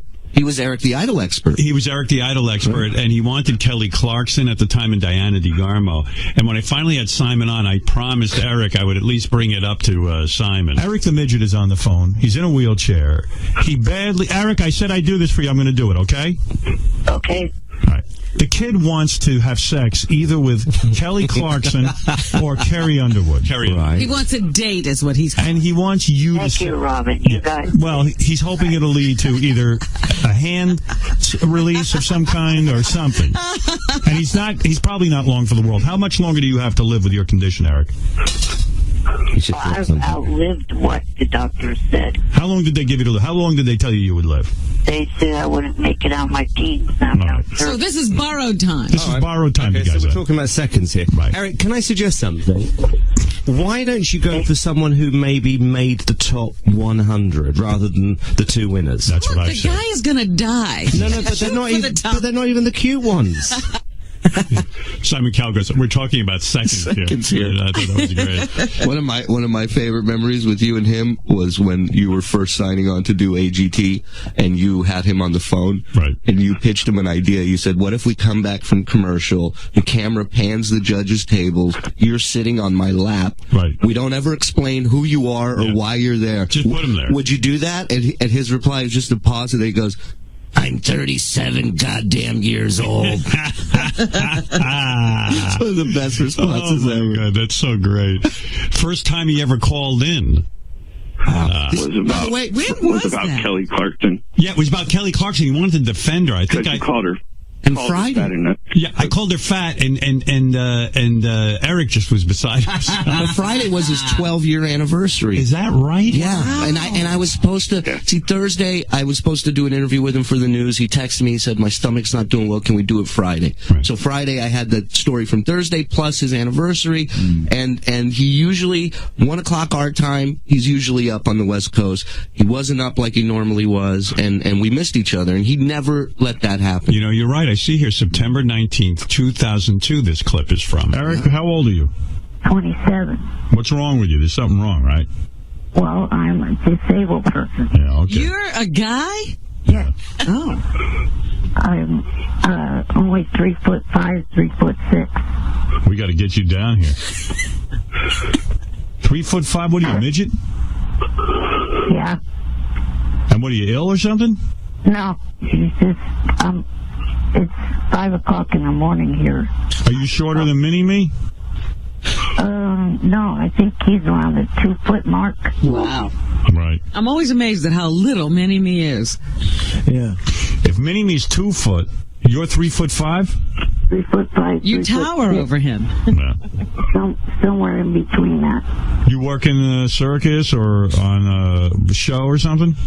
No, I'd like to get into show business, into acting, and into singing and stuff like that. What do you do right now? Actually, nothing. I'm living off SSI. When's the last time you got laid? Never. Wow. This guy's never gotten laid. Wow. What a gift you gave him. Yeah, to get laid, sitting here thinking, look, he's sitting there, he had hopes and dreams of being in show business. When I hear that clip, I'm like, Eric wanted to be a singer. I was like, I've never heard him sing ever. I mean, we should have gotten him a singing We had job. him sing. Well, you had him do that wild thing one time. Right, yeah. Singing was not his thing. You know, but Eric did act. I mean, we got him on about, I don't know, 10 shows maybe? I remember watching him on the set of In Plain Sight in New Mexico, and just, how seriously he took the job and how well he wanted to do at it. And it wasn't about getting out there and fucking around. Like, he saw himself as an actor, and he was hired as one, and he was going to do his job. Oh, yeah. No, he wasn't kidding around. In Plain Sight with Mary McCormick. I mean, he... I promised I'd get her help. I keep my promises. Well, we'll get her to Finkel. Anyway, good job. You compliment me? Well, don't get excited. I'm hormonal. Plus, my kid's in the hands of rank amateurs. Hey, who's gonna get her crap out of that apartment? Jeez, I don't know what Beth's whining about. He seems sweet. I'm goddamn serious. Aw, adorable. There he is acting. That was the day when they had a bunny on set that was supposed to run out of the house, and his line, he was supposed to yell, "Don't let the bunnies out." You know, what happened to that? He did like 19 versions of it, and all exactly the same. So many celebrities, Jan, so many celebrities were tweeting yesterday. I think Eric would have been pleased. Andy Cohen talked about it on his show last night, too. Oh, did he? I mean, Eric would have just loved this. That's the problem. I hope he knows. I hope there's some place that he went to and he can see all this. Johnny Knoxville wrote, "Rest in peace, Eric the actor," on his Twitter account with a big heart sign. Jimmy Kimmel. Jimmy insisted on calling in this morning. He'll call in later. Eric the actor was my all-time favorite. Absolutely. What is Jimmy going to do? He says, "I will miss him terribly. # bye for now." Natalie Maines. Yes, Jan? Natalie Mean started the hashtag thing to try to get him #1, and then Zach Efron, a whole shitload of people started talking about him last night. Natalie Maines said, "Rest in peace, Eric the actor. As a tribute, let's get Eric trending. # Eric the actor." And the people at Brickleberry said he was a pleasure to work with. Jonah Hill, "I just found out that Eric the actor passed away. He entertained me for years. So sad that this great man left us. Rest in peace, Eric." Andy Cohen, "Seems like it's true. So rest in peace, Eric the actor. One of the great Stern callers ever." We were going to originally try to wait till this morning where we can officially announce it on the show, but then family members and friends from high school seen it on family members' pages and started posting it on my page and started rumors that he was dead. So, well, it seems like everyone knew but Robin. Yesterday. Robin was actually shocked when I told her this morning. VegFest. Yeah, I heard. Right. Because, Robin, at VegFest, they don't know Eric the actor, I guess. I guess not. It wasn't trending at VegFest. News was blocked. I'll tell you, I'll never be jealous of Robin's life when I hear she's at VegFest. I'd rather have Jan be taking care of me. When she's on her boat, I'll get a little envious, but not at VegFest. You know what I mean? They were asking about you there. It was Washington, D.C., where we started. Us Weekly, Howard Stern Show whackpacker Eric the actor Lynch died. He did not like being called a whackpacker. Let's remind people of this. In fact, Jan, I have some tape when Eric called, and he was just beside himself. Let me see if I can dig that out real quick. Somebody keeps changing my page. I don't know how that's possible. Are you crying, Jan, or is that a breathing situation? No, I'm walking around outside where I don't keep people up. Oh, okay. Yeah. You're out of breath, it sounds like. Yeah, I'm just walking around, so I didn't want to keep people up. Oh, God, I have so many great Eric moments. Do you remember when Eric measured his penis? Oh, yes. Yes. Why did he do that, Jan? I forget. Like, there must have been a reason, because that's something Eric normally wouldn't do. I think you offered him something, and all I know is I got woken up that morning and by phone call asking me to bring him the roller. Now, Eric could have faked it, but he didn't. He was a man of his word, and here's a moment.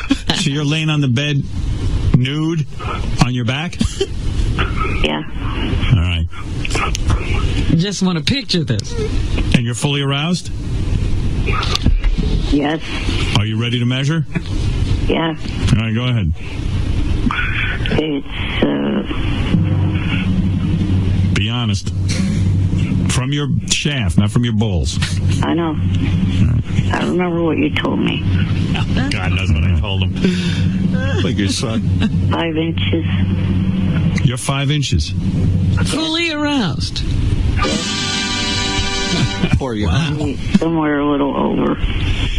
Jan, did you throw away that ruler after that, or did you keep it?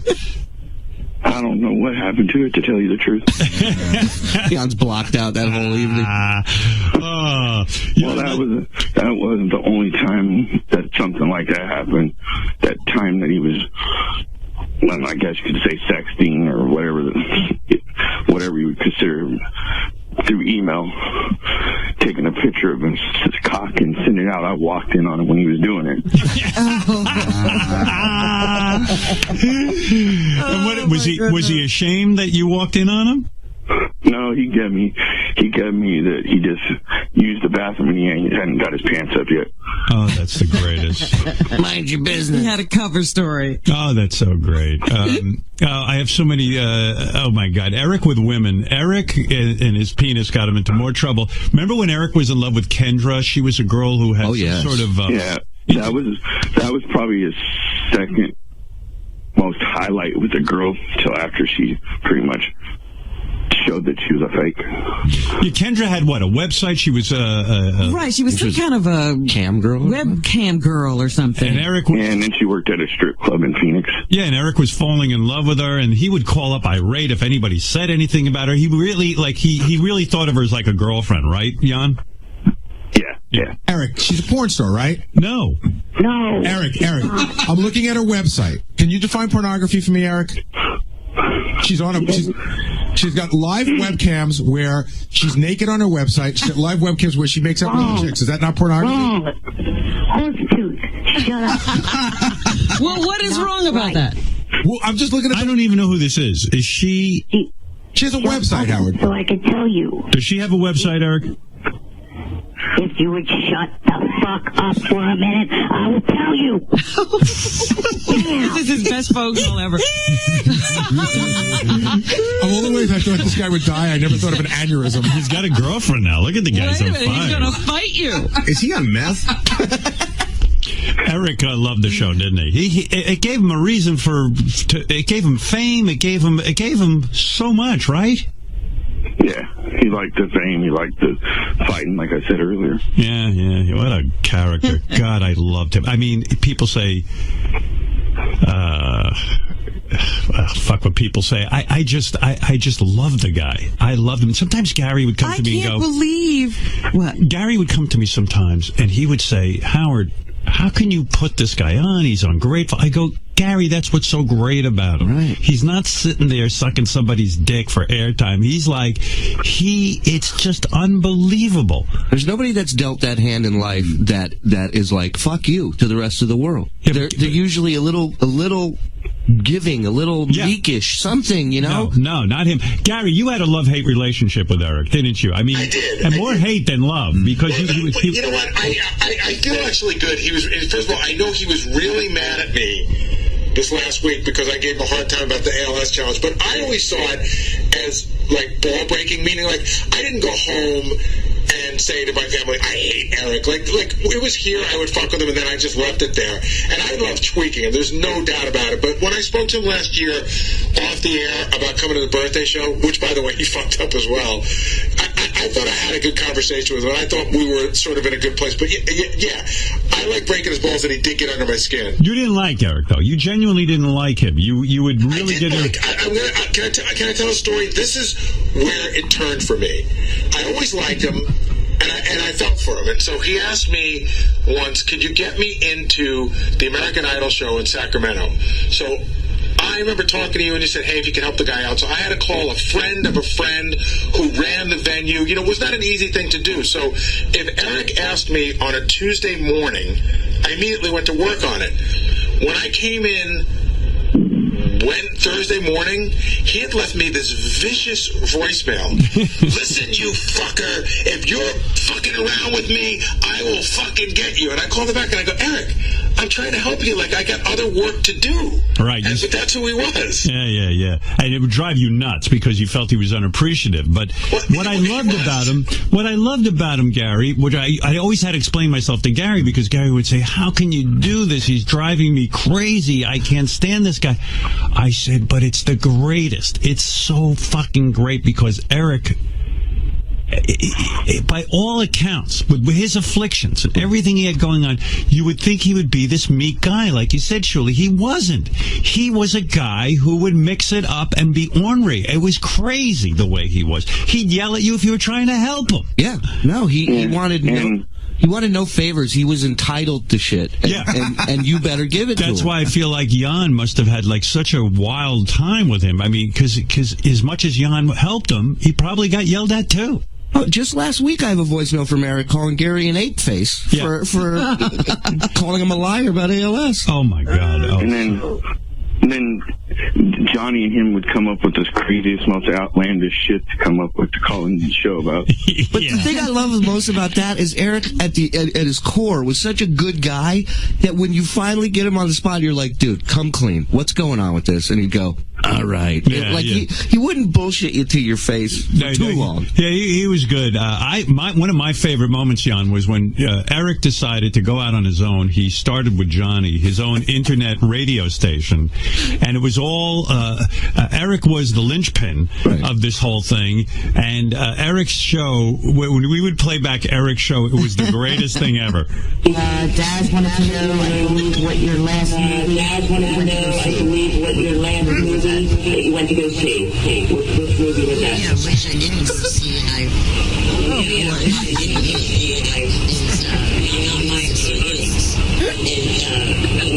Oh yeah, I didn't see it. What was that about? Oh yeah, I didn't see it. What was that about? It was a show about American Idol. It was a wrap-up show for American Idol, and show done in a well. It was so great. No matter what they did, Eric was the one you couldn't hear. It just went on, and it was always weird technical difficulties. Eric, are you mad at Johnny for not following orders and calling into the Stern Show last Thursday?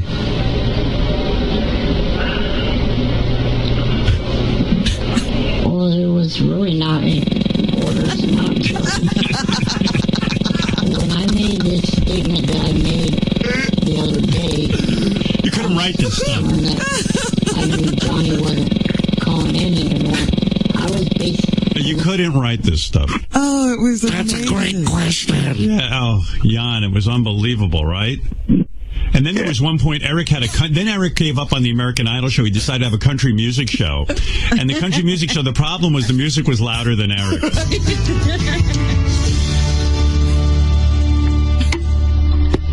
That was Jules' debut.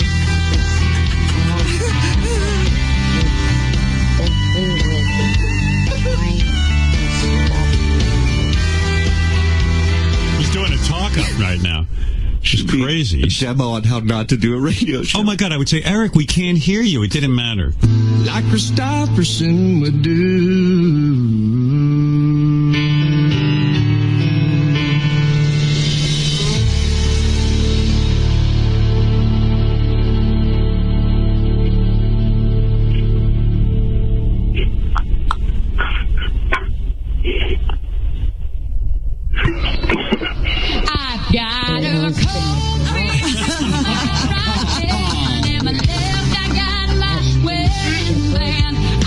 He's talking.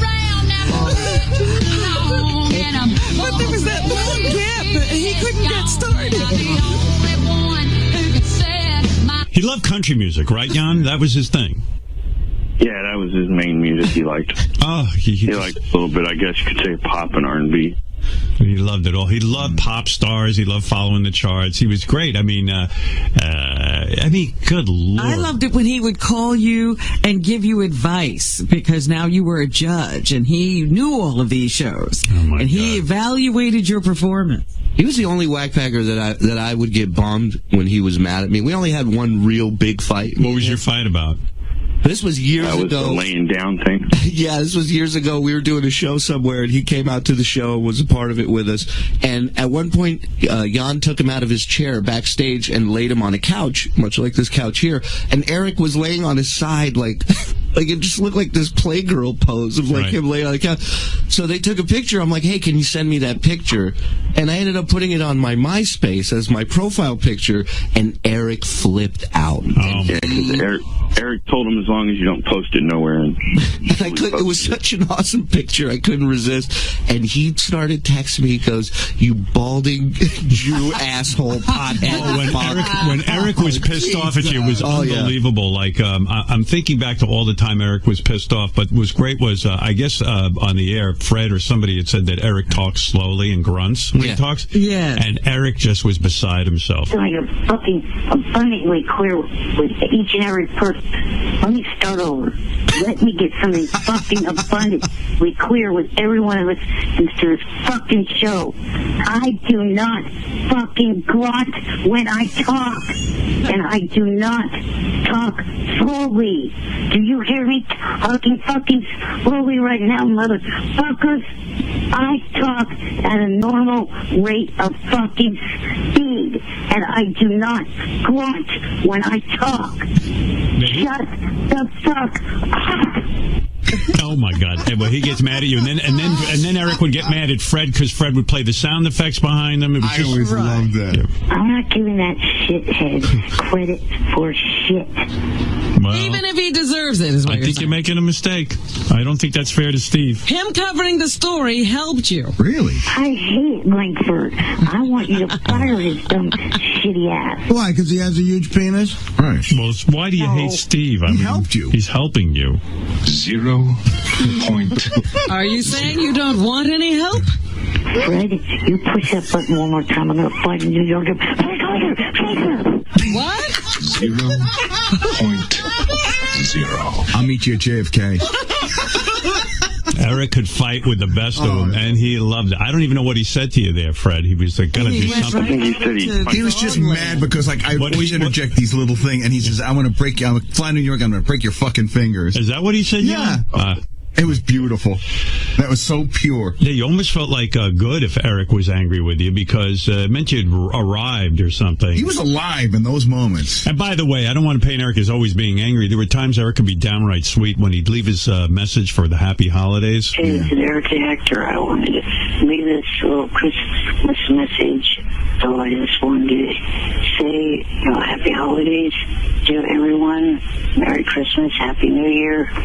I've heard about your new 5-year, $400 million contract. Congratulations with that, and hope that you continue to entertain your fans for the next 5 years. Also, thank you for taking my call for the last 8 years plus. All right? So, again, happy holidays and Merry Christmas to everyone. I tell you, I love Eric the actor. Gonzo, you were always. You know what I would? Oh, Gonzo, you were always involved with something with Eric. You and Eric were always going at it. What do you want to say? I just want to give my condolences. I don't want to make it, any bullshit. I'm just really sad. I'm like really broken up about it. Hey, Gonzo. Yeah. Isn't it a little too late to come start saying all this stuff and turning your Twitter page around? Yeah, I mean, even when Eric was alive, I never really did that much. I never really, fucked with Eric that much. I just, it was the worst one. Since he got on, the worst one is Pollyanna Haas, or whatever you want to call her name, the nurse practitioner, that she supposedly took care of her patients, but was able to send people to her house on Craigslist and all this stuff all day long harassing. She has the nerve to harass Eric 24/7, then ask for the obituary and ask to come to the funeral. That was the last person Eric would want to have anything of his. Gonzo, you said this is officially your last phone call to us. Well, regarding Eric, yes. Well, Howard, Eric's last voicemail to me, literally his last request is that Gonzo never gets on the air again. Is that right? Yeah. But I sense that Eric, as much as he didn't like Gonzo, I think Eric liked the three-ring circus of guys like Gonzo fucking with him all the time. Jan, am I wrong about this? Oh, no, he liked the fighting part. Yeah. But he hated the people that he was fighting with. Right.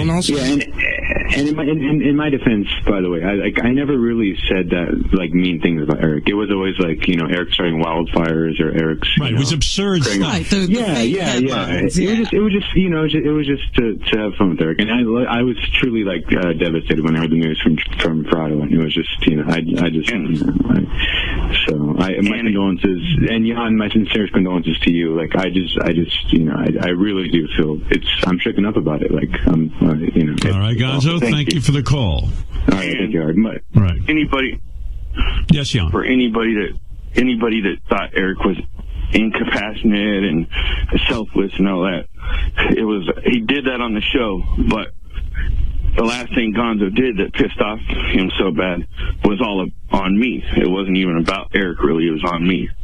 Yeah, because sometimes it could go too far. Gonzo calling into a gay, black gay relationship show as me saying that he was getting abused by Eric, and Eric was 2 foot tall, and I worked for Eric for 15 years, which was all bullshit, and anybody that knows the truth will maybe that was bullshit. Well, that's the best part of it. Yeah, well, I mean, no one ever believed anything Gonzo did. I mean, it was absurd, yeah. But he would get the whole premise wouldn't upset Eric. Just one little fact that Gonzo got wrong would upset Eric. Hansy, go ahead. You're on the air.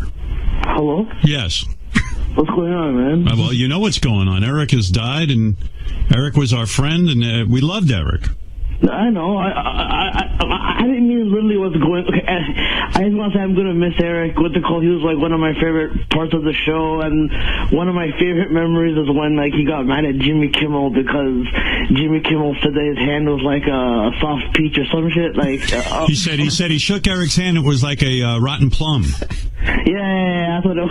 And then Eric got so pissed off at Jimmy. It was so great. But Jimmy, I have to say something because I know Jimmy off the air, and Jimmy Kimmel, Hansy and Jan and everyone else, Jimmy Kimmel was literally the biggest Eric the Actor fan. So big that I know that Jimmy regularly gave to his Amazon wish list.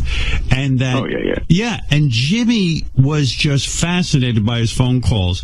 One of the first emails I got when it was, first of all, Jimmy started to write my wife. I was unavailable, and he said, "Tell me it's not true about Eric. Tell me it's not true." When he heard the news, he was devastated. And really, really devastated. I mean, he just adored him, and really said to me, it was weird because I guess we had been playing something of Eric's on Howard 101 while we were away, and he said I sat in my driveway for 20 extra minutes listening to Eric the Actor. I mean, Jimmy, is there a bigger Eric the Actor fan than you? I don't think. Well, first of all, let me say what an honor it is to follow Hansy and Gonzo shit-talking our little pal Eric. I really did love Eric. I mean, I don't know. I mean, he was, everything about him fascinated me, and I don't think I was the only one. There's so many great. And I don't think Eric would have liked to be called a whack packer, but there's so many great ones. And I think the fact that Eric had no respect for you whatsoever, is what I liked best about him, because you sit there and talk to this tiny little guy in a wheelchair, and who lived with his parents and really didn't have a whole lot going on outside of watching wrestling and American Idol, and he would argue with you as if you were equals, and you would argue with him as if you were equals, and I guess you really were, because you both kind of took that position, and I just love that. I really do. I just Jimmy, I think you summed it up for me, because you're right. You think that a guy who had absolutely so little going on and really needed me for trips to the Bunny Ranch or needed me for his fame fix, it didn't matter. What was so fascinating was he would just give me shit every single day and stand up to me.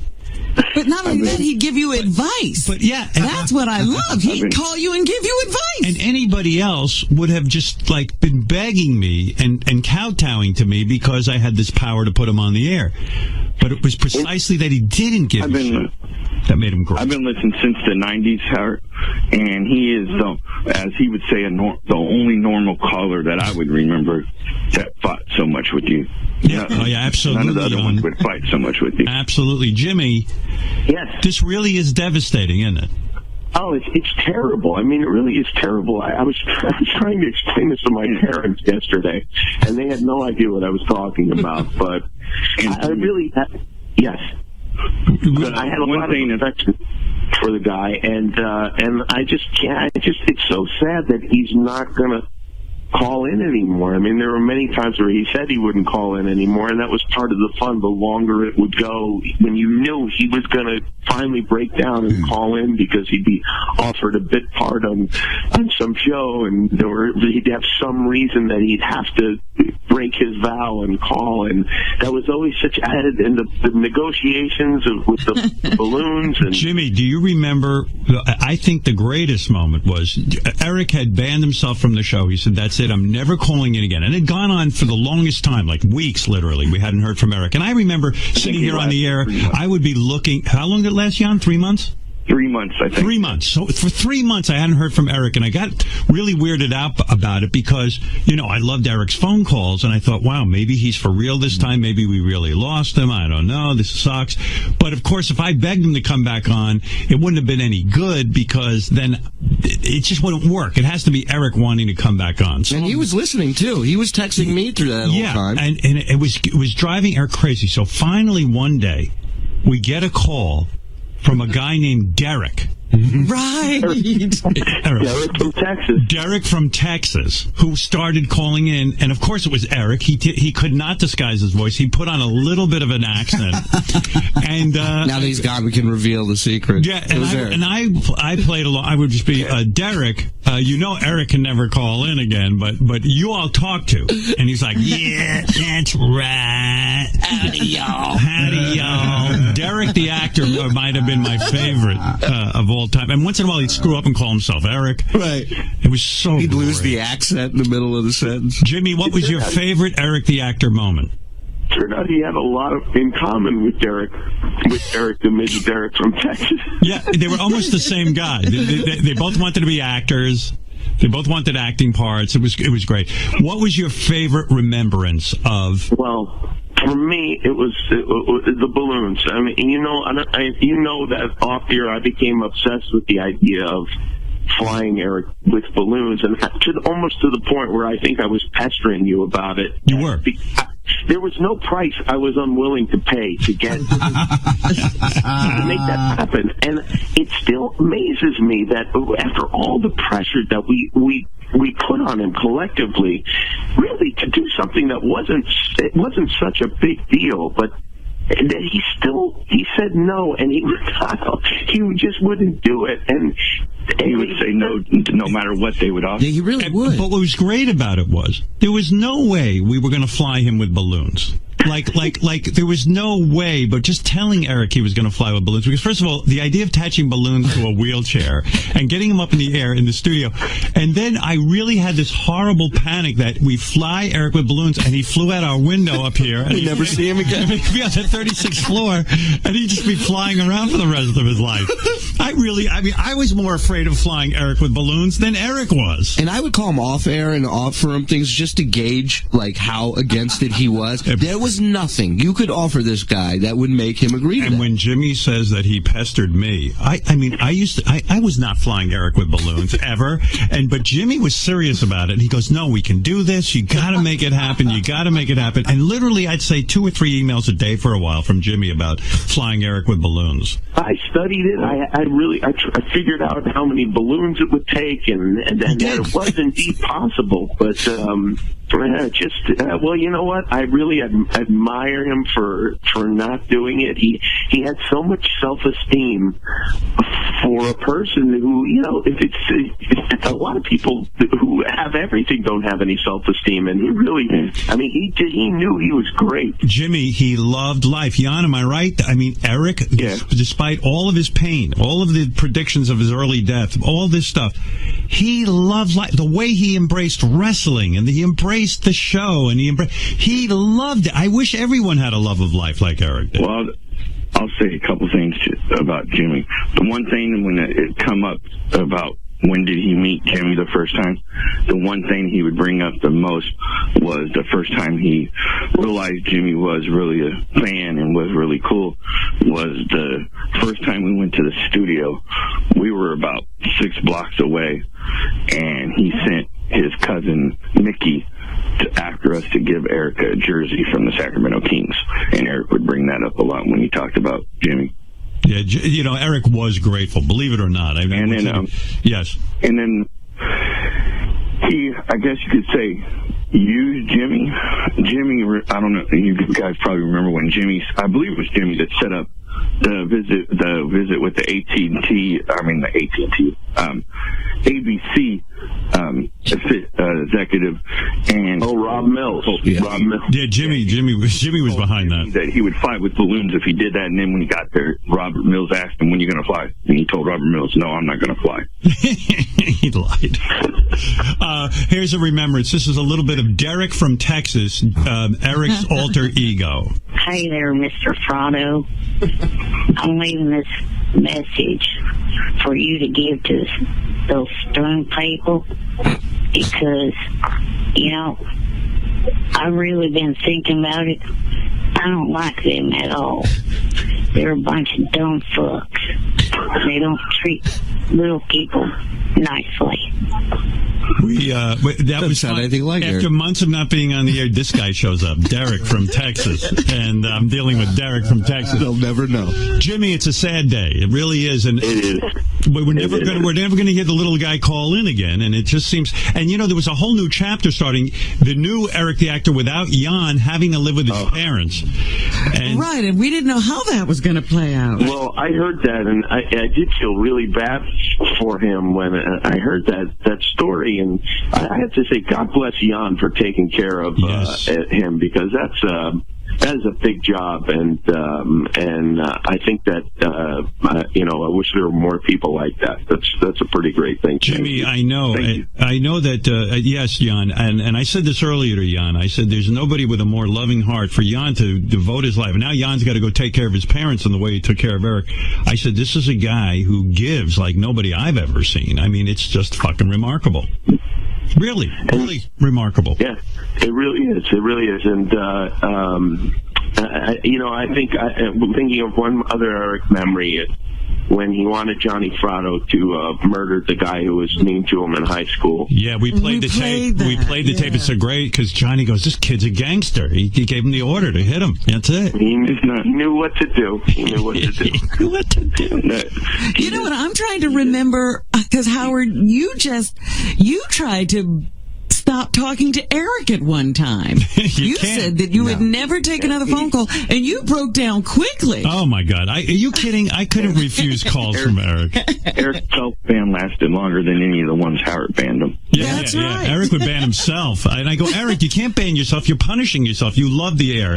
He's going to do it. It never lasted. But once you did it, and you didn't last any time at all. No, you can't. You couldn't stay away from Eric. I'm telling you. Jimmy, you should fly with balloons to honor Eric, I think. I would. You know what? I really. I think there should be. I'd like to see a sculpture built in the park of Eric attached to balloons, and it's something that we could really remember him by. I mean, we got to figure something out to memorialize honor him. Well, you know, it's funny. Somebody on the internet I saw this morning painted a picture of Eric flying into heaven. Heaven's gates were open, and he was in balloons in his wheelchair.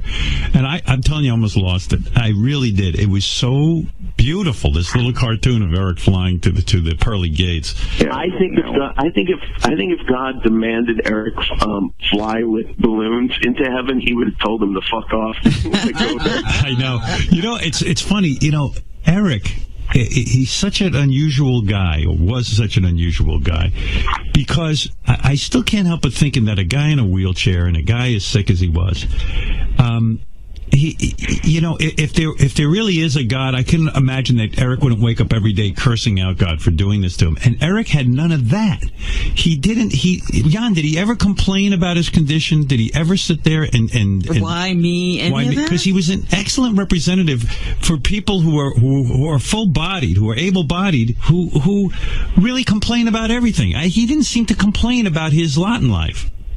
No. Yeah.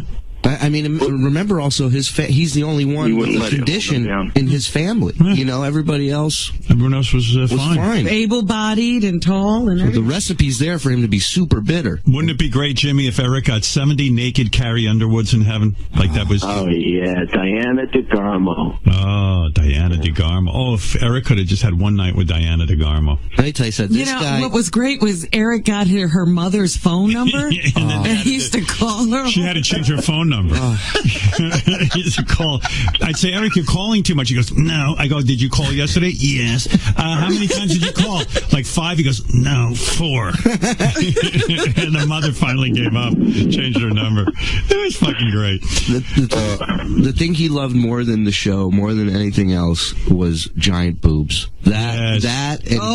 So when we would be on the road and he would do shows with us, I would ask for volunteers to come up to let him motorboat. Let Eric motorboat him. And this is what a guy he was. I go, I threw this idea out one night. I said, what about dressing you up like Superman, and we literally hold you up and fly you into the breast? And he looked at me and he goes, no Superman, but you could fly me into the breast.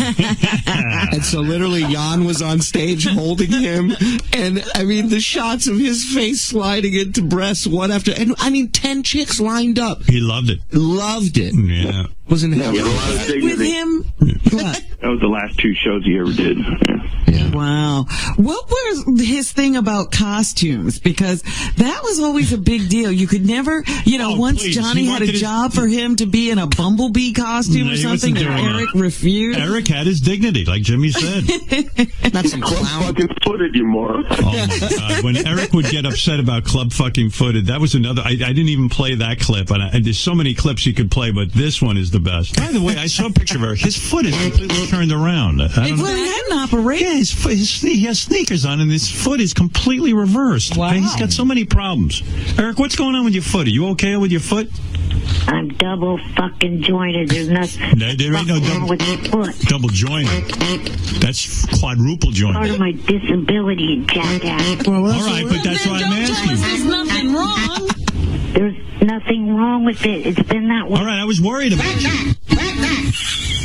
Am I wrong to be worried about you? I'm club fucking footed, you asswipe.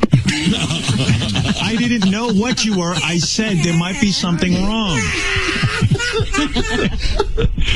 I love when he called me an asswipe. But it was great how Eric would say there's nothing wrong. Everything was wrong. Right. This is one of the things I really love about the show, because I think almost everyone else, and really everyone else, if you have somebody who's handicapped or has something that's uncomfortable to talk about, you just won't talk about it, and you just be nice to that person. You won't speak to them like a human being. You just kind of let them go about their lives and not give them any attention. But that's like when people know each other, people are friends. They do talk about these things specifically, and to get that kind of stuff out in the open on the show is rare, and one of the things that I really love. And sometimes people are like, oh, we're making fun of Eric. It's like, yeah, of course, we're making fun of Eric. Everybody makes fun of everyone on the show. He's treated like anybody else on the show. And, well, that was one of the things that I was he said plenty of times, and I'm pretty that the show and Howard has the right to make fun of him, but no fans have the right to make fun of him. Well, he certainly fought that. Well, you know what, Jimmy and Jan, that I woke up this morning, Bob Lefsetz, who writes this column that I really like, he wrote a whole column on Eric the actor, and it was really touching. And he was talking about this point, that he learned more about Eric's, bathroom habits. Eric was very open, and Jimmy makes the point, too, that handicapped people, you really, they're sort of like untouchables. You don't know what's going on with them.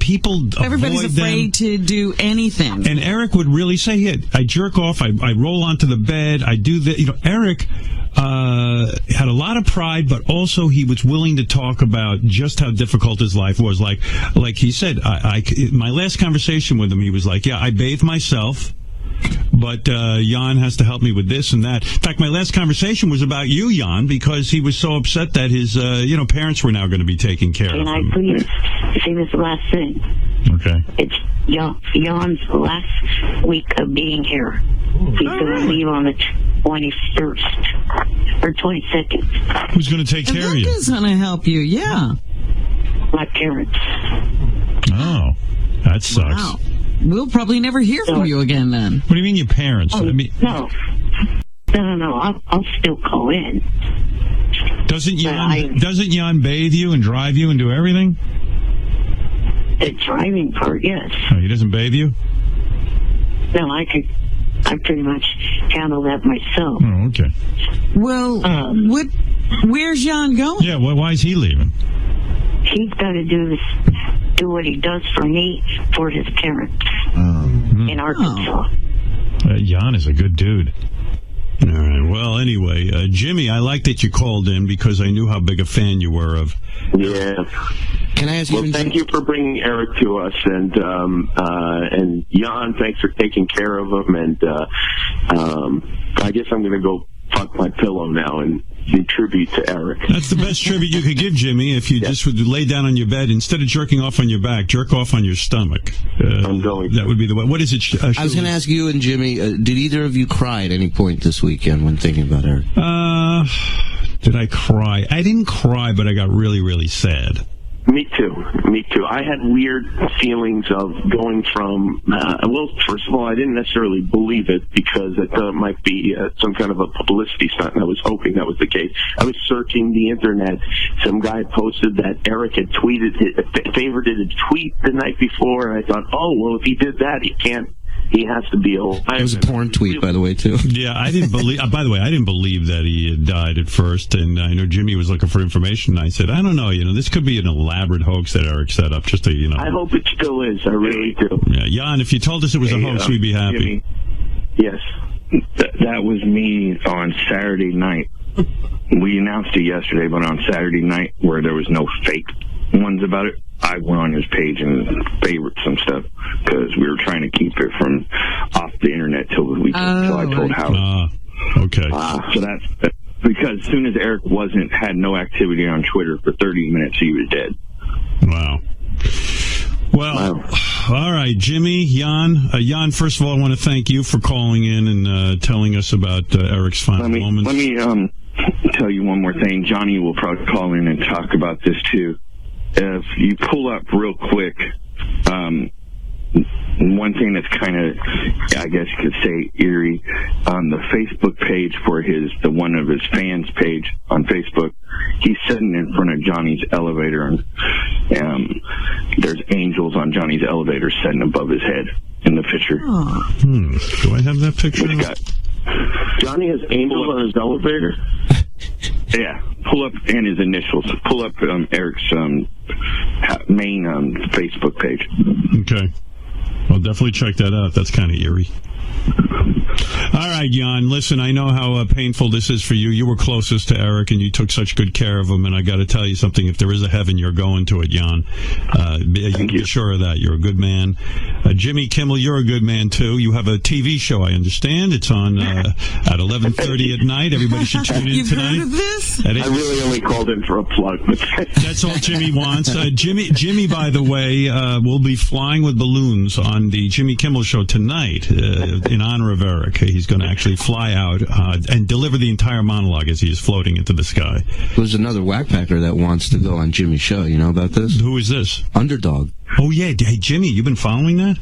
There are no other whackpackers as far as I'm concerned. Today, you're right. You're right. That's the perfect tribute. All right, Jimmy, Jan, thank you. I'm going to go take a commercial break. We've been talking about Eric for an hour, 14 minutes, and I suspect we'll be talking about him a lot more because I see our phones are filled with people who want to speak about him. Jan, thank you for reflecting with us. Jimmy Kimmel, Eric's #1 fan, thank you. Take care. You're welcome. Thank you. Bye-bye, guys. There they go. Jan, who is... I can't believe Jimmy didn't cry. Jimmy cries over everything. Jimmy cried over John Ritter. I would think if anyone was going to cry on the air about Eric, would be Jimmy. Yeah. Is anyone willing to cry on the air about Eric? I thought I would. I lost a little bit on Saturday. Marianne, are you crying? Yes, I was, Howard. I cried all night and all morning, and little Mikey wrote a song that it doesn't make you get down on your knees and cry, but my cry turned to anger, Robin. I mean, how do you not know that it was trending on Twitter that Eric died? I don't follow all of this stuff. I'm not living the life of a social media person. Sorry. It's not a day to argue, but Howard, you gave him so much joy. In fact, I would be afraid to say, anything like Eric did to you, and you know that, and he said it to you, and, that was what we loved about him. He spoke the truth. Jan took such good care of him, and I just don't believe it. It's like, all right, Marianne, thank you. It's so sad, Howard. Howard, we know how much you really loved him and how much he meant to you. Robin, I don't know. It's going to trend. Robin doesn't know what's going on in the news. All right, Marianne. You're right, I know. It always comes back to Robin. Robin, get my number. You can call me. I'll give you all information if you need it. Robin, you're disgraceful. Thank you. Oh, my God. How dare Robin not know about Eric the actor? For the record, Robin cried at Veg Fest when she was stuck there. Oh, stop. I'd cry if I was at Veg Fest. Me too, like a baby. Yeah, I don't even want to ask Robin about Veg Fest. That's how crazy There'd be one exciting thing at Veg Fest. I got the confirmation that Eric was dead, and it's weird. I went and jerked off. What?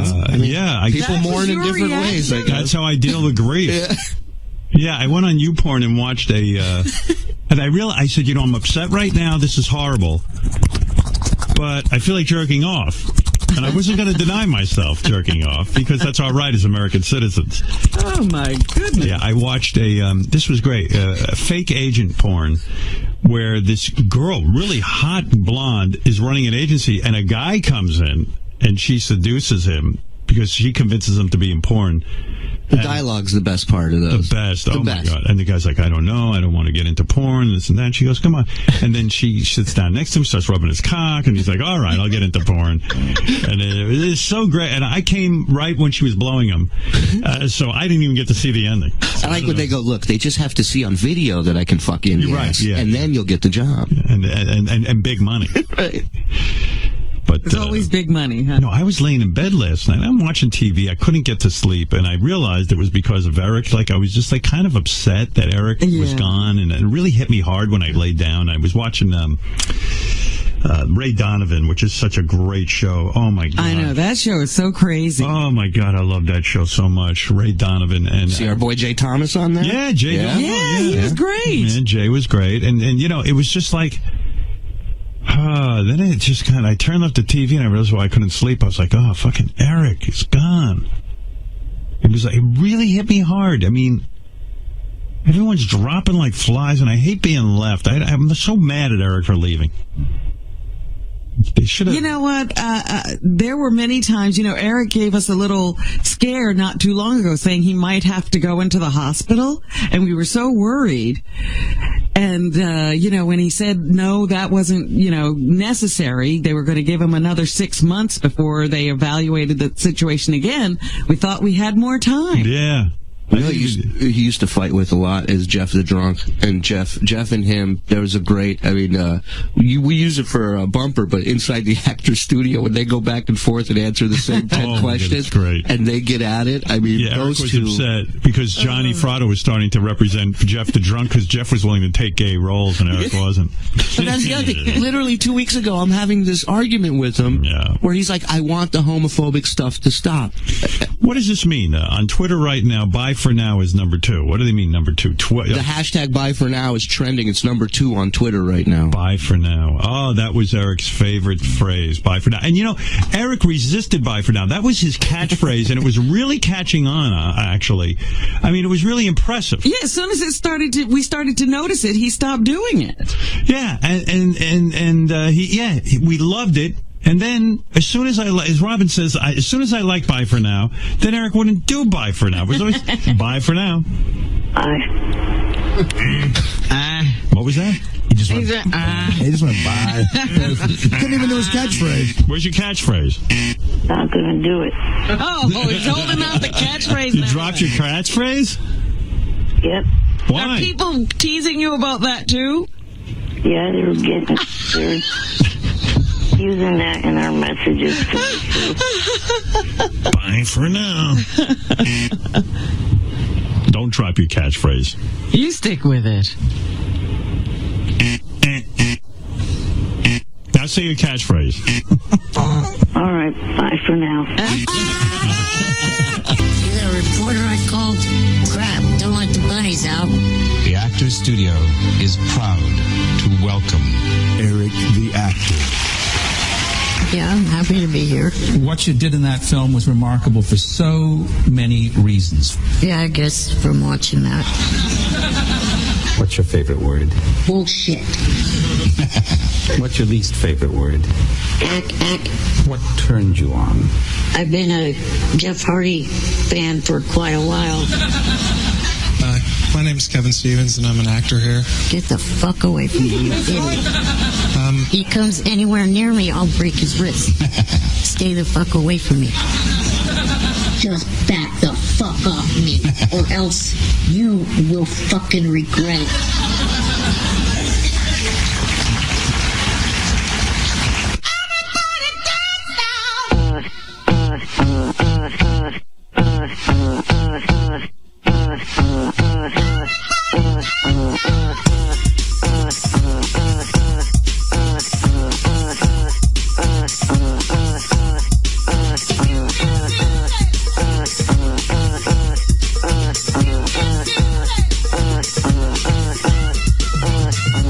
Coming to Broadway, Eric the Actor's tweets, the opera. I do not shit myself. I do not shit on myself.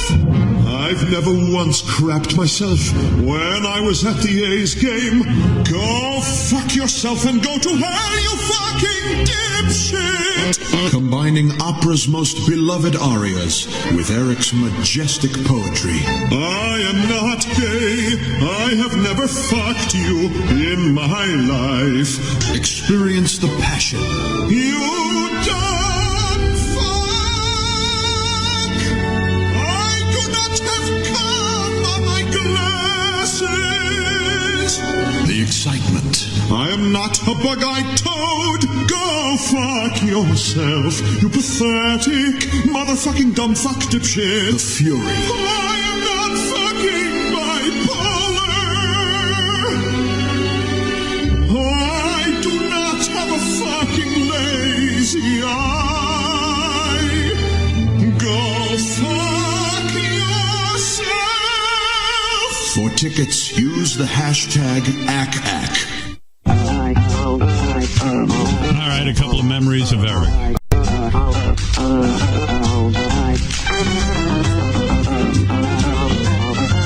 We've spent an hour and a half on Eric, and I would gladly spend another hour and a half because he deserves it. Yes, Johnny Frado. You know, the impact will really hit me when, after a while, I realize we're never going to hear an Eric call. It'll never pop up again where we say, well, Eric the actor's on the phone. Johnny Frado, you're on with Jan. Yes. Yeah, it's so bad. It's so bad.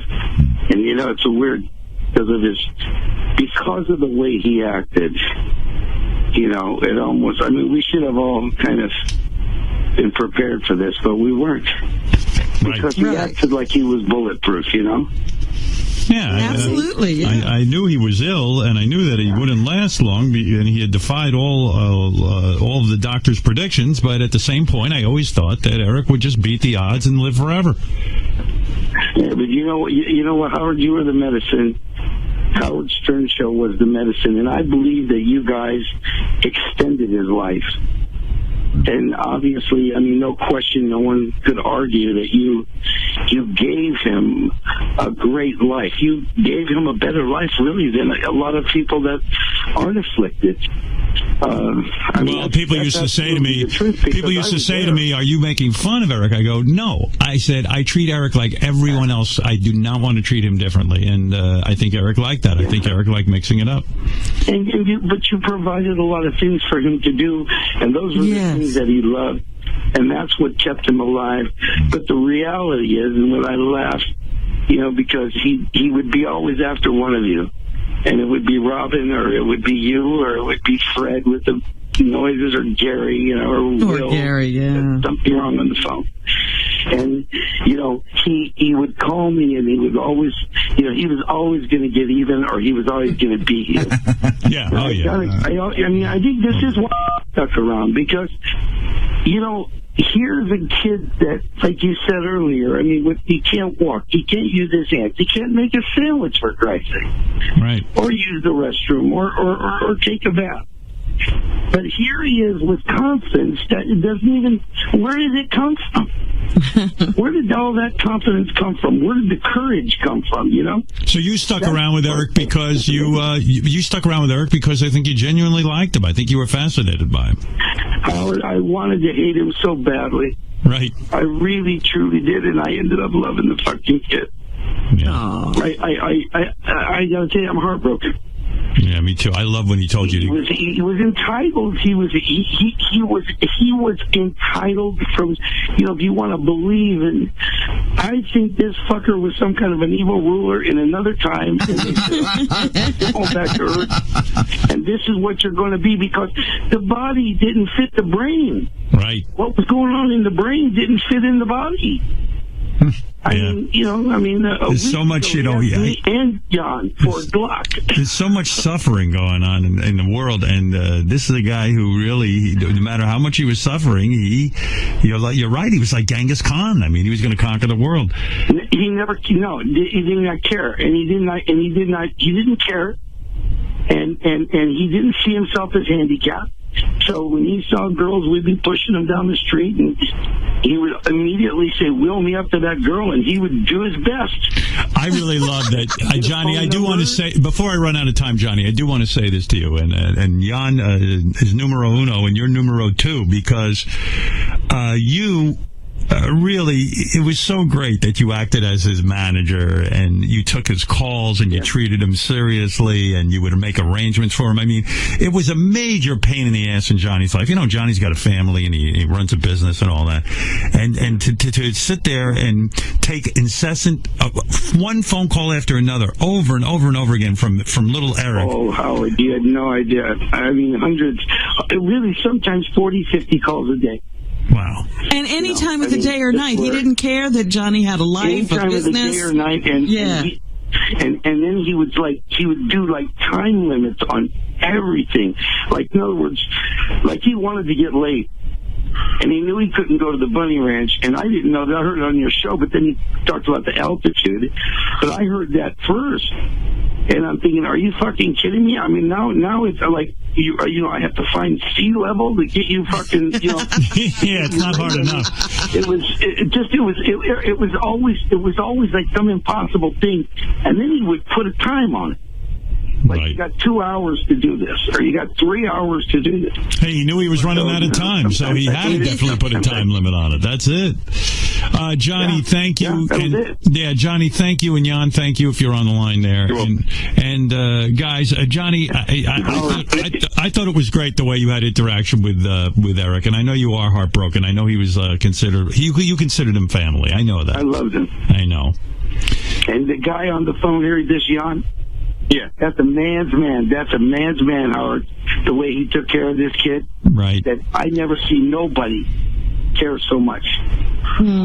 Well, Ever. You're absolutely right. That's no one will ever do that for me. I promise you. I feel that about Jan, and I feel Eric was a bit heartbroken because he loved Jan so much. And I got to tell you, Jan, you're a stand-up dude, and I really mean that. And I think the world of you. And Johnny, same. And now maybe you can finally pay attention to your kids now that Eric is gone. If anything good comes out of this, Johnny will now pay attention to his kids because he was more wrapped up in Eric's life than his own children. Oh, the other thing I don't know if you guys could tell when he called into the show. The other thing he was super stressed and worried about was the surgery. He was pretty sure it was going to happen in November, and nobody knew what the outcome of that would be. Maybe if they'd done that surgery, maybe he could have lived a little longer. You know what I mean? Yeah. Howard, I don't think he would have ever made it to it. No, because he was so sick. He was way too frail. I think he was way too frail. No. All right, Jan, let us know how you're doing from time to time. Johnny, of course, we'll hear from you. And thanks, guys. And I'm so sorry that Eric's gone. All right, thanks, guys. Yeah. Bye. Thank you again. Bye. Well, there they are. The two guys closest to Eric, Jan and Johnny Fratto, who was his longtime manager, believe it or not. You know. Some of those negotiations were priceless as well, that Johnny would have to go through for Eric's various activities. I should have asked Jan. I mean, who's going to clean out Eric's stuff? You know, like what happens to Eric's chair? What happens to Eric's memorabilia? All his little, his A's, his beloved A's, the hats. Yeah, and I think he collected a lot of autographs and all of that stuff. Like, what are they doing with all that? I wonder if Jan's a part of that. Well, he said he was staying there a week longer. He's probably helping. Yeah. Well, I wonder what the WWE is feeling. You know, they've lost one of their biggest supporters. Eric Lynch, Eric the actor. Some knew him as Eric the Midget. He didn't like that, so we changed it to Eric the actor. But he complained, and he was great. He was no bigger than 4 feet tall, but boy, oh boy, did he have a big presence on this show. And he didn't have the looks, he didn't have the strong body, but he had a mind on his shoulders that I think people will never forget. And he really did teach us a lot. I love that Johnny said he'd have them roll him right up to any beautiful woman he saw, and he'd take a shot. That's right. He tried to find things in life that mattered to him and go after them, and Eric lived life. You know, most of us wouldn't have the balls to ask for a free pass to a whorehouse, but Eric did. And maybe that was the secret to life. Who knows? Look, who demands to be on TV shows and then gets his way? Always got his way. You know, Eric needed a lot of help. He really did. He needed my help getting acting jobs. He needed help from the government getting oxygen and medical supplies. He needed Jan, of course. He needed Johnny. He needed his parents. He needed free stuff from Amazon. But, he had a wish list for some of the most ridiculous shit that you've ever seen. He wanted, on his wish list, for real, the big book of boobs, an Eric Chavez action figure from the Oakland A's. He wanted a case. That's 24 bottles of Dr. Brown's cream soda. He wanted every flavor and size of Gatorade that you can imagine. He wanted pellet pistols, blank guns. Pellet. That's right. He loved guns. What's a Little Debbie zebra cake? He wanted that, too. I don't even know that. It's a brand of cake. Little Debbie's is a brand. He even wanted batting gloves, and I don't know why. He was in a wheelchair. I don't get it. Going on to the batting cage. Yeah. And even more bizarrely, he wanted the Sony headphones, the Simon Cowell edition Sony headphones. The Simon Cowell edition. Yeah. Some knew him as Eric this, Eric that. We'll know him as Eric the Angel now. We're going to change his name. Eric the Little Belligerent Angel. Well, now we're getting quite a few representatives up there from our whack pack. Mm-hmm. You know, we've lost quite a few people. Would you say that Eric, Gary and I were just talking about this, would you say that Eric, was Hank the Angry Dwarf a bigger impact on the show or Eric? Oh, wow. That's a tough one. A good question. I said possibly Eric. I mean, Hank, was right up there. Hank was amazing. Yeah. That's a tough one. I think I'm calling that even. Right. Well, I want to thank Kelly Clarkson this morning because she's the reason I found Eric. Yes. Eric Thank was goodness in love you with called her fat. That's right. If I hadn't called her fat, we'd have never met Eric. The ball never would have started. The ball never would have started rolling. He was 85 pounds. And I think anywhere between 3 and 3.5 feet tall. I never really figured it out. But you can't judge a book by its cover. Because too often in life, we pass by little guys like that in wheelchairs, or we give them a tap on the head or something, treating them like they're 3 years old. And Eric didn't want any of that. He had a rich life, and it was filled with bitterness and triumph and agony and all that kind of stuff. And through his own little devices, Jimmy Kimmel became friends with him, and Natalie Maines adored him, and Hollywood producers and directors put him in TV shows, and his obituaries even in Variety magazine and Us magazine. Yeah. Zac Efron called him out for the Ice Bucket Challenge. Look at that. And like Joan Rivers, even though, when Joan Rivers died, it was a shock to us. Even though we knew, she was 81 years old, how much longer could she live? And like with Eric, you knew he wasn't going to live forever, but it still comes as a shock that he's dead. Yeah. It really and it's does. just like Johnny Fratto said, it was because he always fought back with such a vengeance. He never seemed or sounded frail. He didn't feel frail. And so we always believed he'd be around. God, he loved wrestling. I don't think there was much left on his bucket list. He did get out and do a lot of stuff. We even got him late. He went to the matches. He met the wrestlers. And he did. He got laid. He had never had that experience before encountering this show. That's right. I also loved how delusional he was. We were having Jonah Hill on the show, and he actually sent us a direct message that was, I know Jonah Hill's coming on, and that he's a fan of mine. If he wants to talk, please call me. That was a message from Eric about Jonah Hill. I don't know that Jonah Hill ever called, though. Who knows? I don't know, but Jonah did remember him. Yep. And I guess Eric's last acting job is Brickleberry. Brickleberry. He's on the cartoon. Oh, yes. And you know what? Last week, wasn't Yucko calling to say they might cut Eric out of the show? Yes. I got annoyed with Yuck over that. I said, you knew what Eric sounded like. Don't cut him out. What, it shocks you that Eric speaks the way he does? Terrible. Come on. You know what we didn't play? Remember those times we would have an American Idol contestant that he was a fan of call him and try sex talking with him? Oh, man, there's so many things I could have played. I played a bunch of stuff this morning, but I could play you 3,000 tapes, 3,000 hours. Well, as the days and weeks go by, we will remember Eric. But my favorite story was Eric and the werewolves in New Mexico. So that's we all have our own favorite moments. Let me see if there's anything else. There was a bunch of fans on the phone. I'll get to them as much as I possibly can. I do have to take another break, though, first. There's other things on people's minds besides Eric the actor. We'll try to get to those as well. But, Wolfie, I see you've been on the phone all morning. What do you want to say about Eric the actor? Hey, Howard. I just wanted to say I'm really bummed. Eric was just a really good dude. I was actually talking to him a lot over the past 2 months over the telephone, and just the kind of stuff that he would share. He had a big heart, and I know he was really mad about Gary and denying that Eric contributed to ALS, but Eric even told me about other charities that he gave to, so he really was a good guy. Right. All right, Wolfie.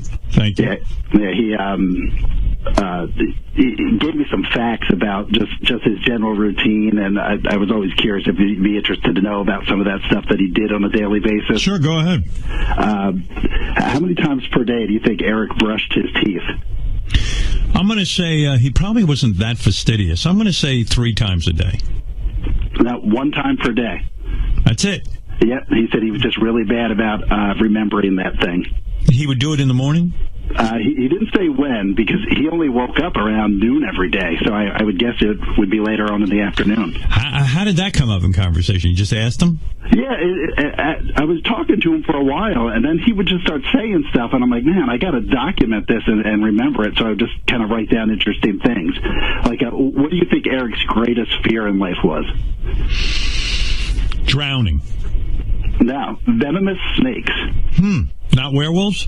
No, not werewolves. And that always cracked me up, because when would Eric ever encounter a venomous snake? Well, maybe when he went to New Mexico to tape In Plain Sight. Possibly, yeah. Yeah, maybe that was his fear. Yeah, he's just a fascinating guy. The stuff that he would come up with would always... Yeah, give me more. This is good, Wolfie. Okay, if Eric could have any career of an actor, which actor would he want? Johnny Depp. Not even close. Let me think. Jack Nicholson. No, it'd be The Rock. Think about the things that Eric is into, though, and that'll help you. What about Robin says The Rock? Maybe that's it. Nope. Who is it? Matthew Perry. Oh my God, from Friends? Perry. And the reason was he was in a movie called The Whole 9 Yards, where he stood in a room with Amanda Peet when she was naked. So he got to see that. That's why Eric would want his career. You know, that's the kind of thinking that I loved about Eric. Like, he didn't think about the roles of a lifetime or anything. He thought about, like, standing in a room naked with Amanda Peet. Yeah, he was a guy's guy. He really was. Yeah. What else you got there? Anything else? Oh, yeah, there's a bunch. What was Eric's favorite fast food restaurant? I'm going to say Wendy's. I got to get one of these right. Taco Bell. It's a place you guys used to love. Roy Rogers? Roy Rogers? Oh, actually, no, sorry. It was Arby's. Arby's was his favorite. Yeah, we didn't love Arby's. No, we didn't. No, Arby's wasn't our thing. What did he get? What did he get? The roast beef sandwich? He liked the hot ham and Swiss, the chicken bacon and Swiss, the chicken cordon bleu, the curly fries, mozzarella sticks, onion rings, and chicken strips. Oh my goodness! Didn't he at one point? Wasn't he following on Twitter some of the fast food restaurants like McDonald's? Yeah, I believe he was. Yeah. And a part of Cinnabon he followed. But what it's funny. You'd think Eric would have been a little bit more of a healthy eater, but I guess he didn't give a shit. How many times per week did he eat fast food? He wasn't in actual good shape for a little guy 3 foot tall. I mean, he wasn't fat. How many times a week did he eat fast food? This has got to be a big number. He told me on average. 7 times. 3 times. Yeah, I bet you it was 7. But what did he eat otherwise? Did Jan cook? I know what his favorite snack food was. Well, I'm going to say, Pringles? You got it right. You're kidding. I knew that. How did you know that? From his Amazon wish list. Yeah, that was his favorite snack food. No wonder Eric had stomach problems. Eating all that shit. Yeah, Jan was talking about how he had stomach problems. Listen to what he ate. Yeah, if I was taking care of Eric, I'd just be like, well, Eric, why don't you fucking stop eating all that shit? What was his favorite food overall? I'm going to say some Italian dish, either pizza or spaghetti. Nope, bacon. Oh, wow. He did not hesitate. He loved bacon. I was thinking as you're talking, as bad as Eric's diet was, I'm realizing now JD would probably drop 20 pounds if he ate as well as Eric. Because I watched what JD eats, and it's fucking unbelievable. Oh. Yeah, but those I could go on, but those are a few of the good ones. And the other thing that he told me that when he was in high school, it just kind of shows you the kind of guy he was. That he was the highest earner in this charity competition that they have. And the thing that cracked me up, the competition was called a mathalon. So whoever answered the most math questions correctly got the most money for charity. And Eric won that. That can't be true. That's what I could not believe that he could. I don't know how he. Either that or all the kids in his school were morons. What, did they get the test beforehand and it was open book or something? It's just unbelievable. Yeah, he was an amazing guy, and you treated him really well. I know he liked you. He didn't like Gary very much, but he did like you. Yeah, Gary was his enemy. Did you? Yeah. It's interesting. What do you have, a file on everybody? I mean, because you're like a creepy stalker, Wolfie. No, this was like I said. I only started talking to him maybe 2 months ago, and just as he was saying stuff, it was just fascinating. Did you? How did you wind up talking to him? But you take notes, right? And then you. I took notes on that, but I felt guilty about it. Like I never called in with it, right? Because I didn't want to. I felt like that was kind of betraying his trust. I didn't want to do that, but yeah. But now, why were you talking to him? Just I hooked up with him from another guy from the show. He gave me his contact information, and we started talking. Wolfie has a full-time job, which is unbelievable because he's got so much time. Okay, Howard. The only time you could talk to Eric would want me to call him at midnight my time, right? because that's outside of his nap or TV schedule. So yeah, late at night, every now and then I'd give him a call. He didn't DVR. He would just watch TV in real time. I guess not. I don't know to that level. But that's what he said. He would always say, "Yeah, give me a call at midnight." What facts do you have on speech impediment, man? Do you have any? Nah, I don't know him. Okay, all right. Well, try to find out. He'll be calling you later with his contact information. All right, Wolfie. Thank you for remembering Eric. Yeah, good guy. Thanks, Howard. All right, bye. Bye. Bye for now. That's how we should end. Bye for now. Using Eric's catchphrase.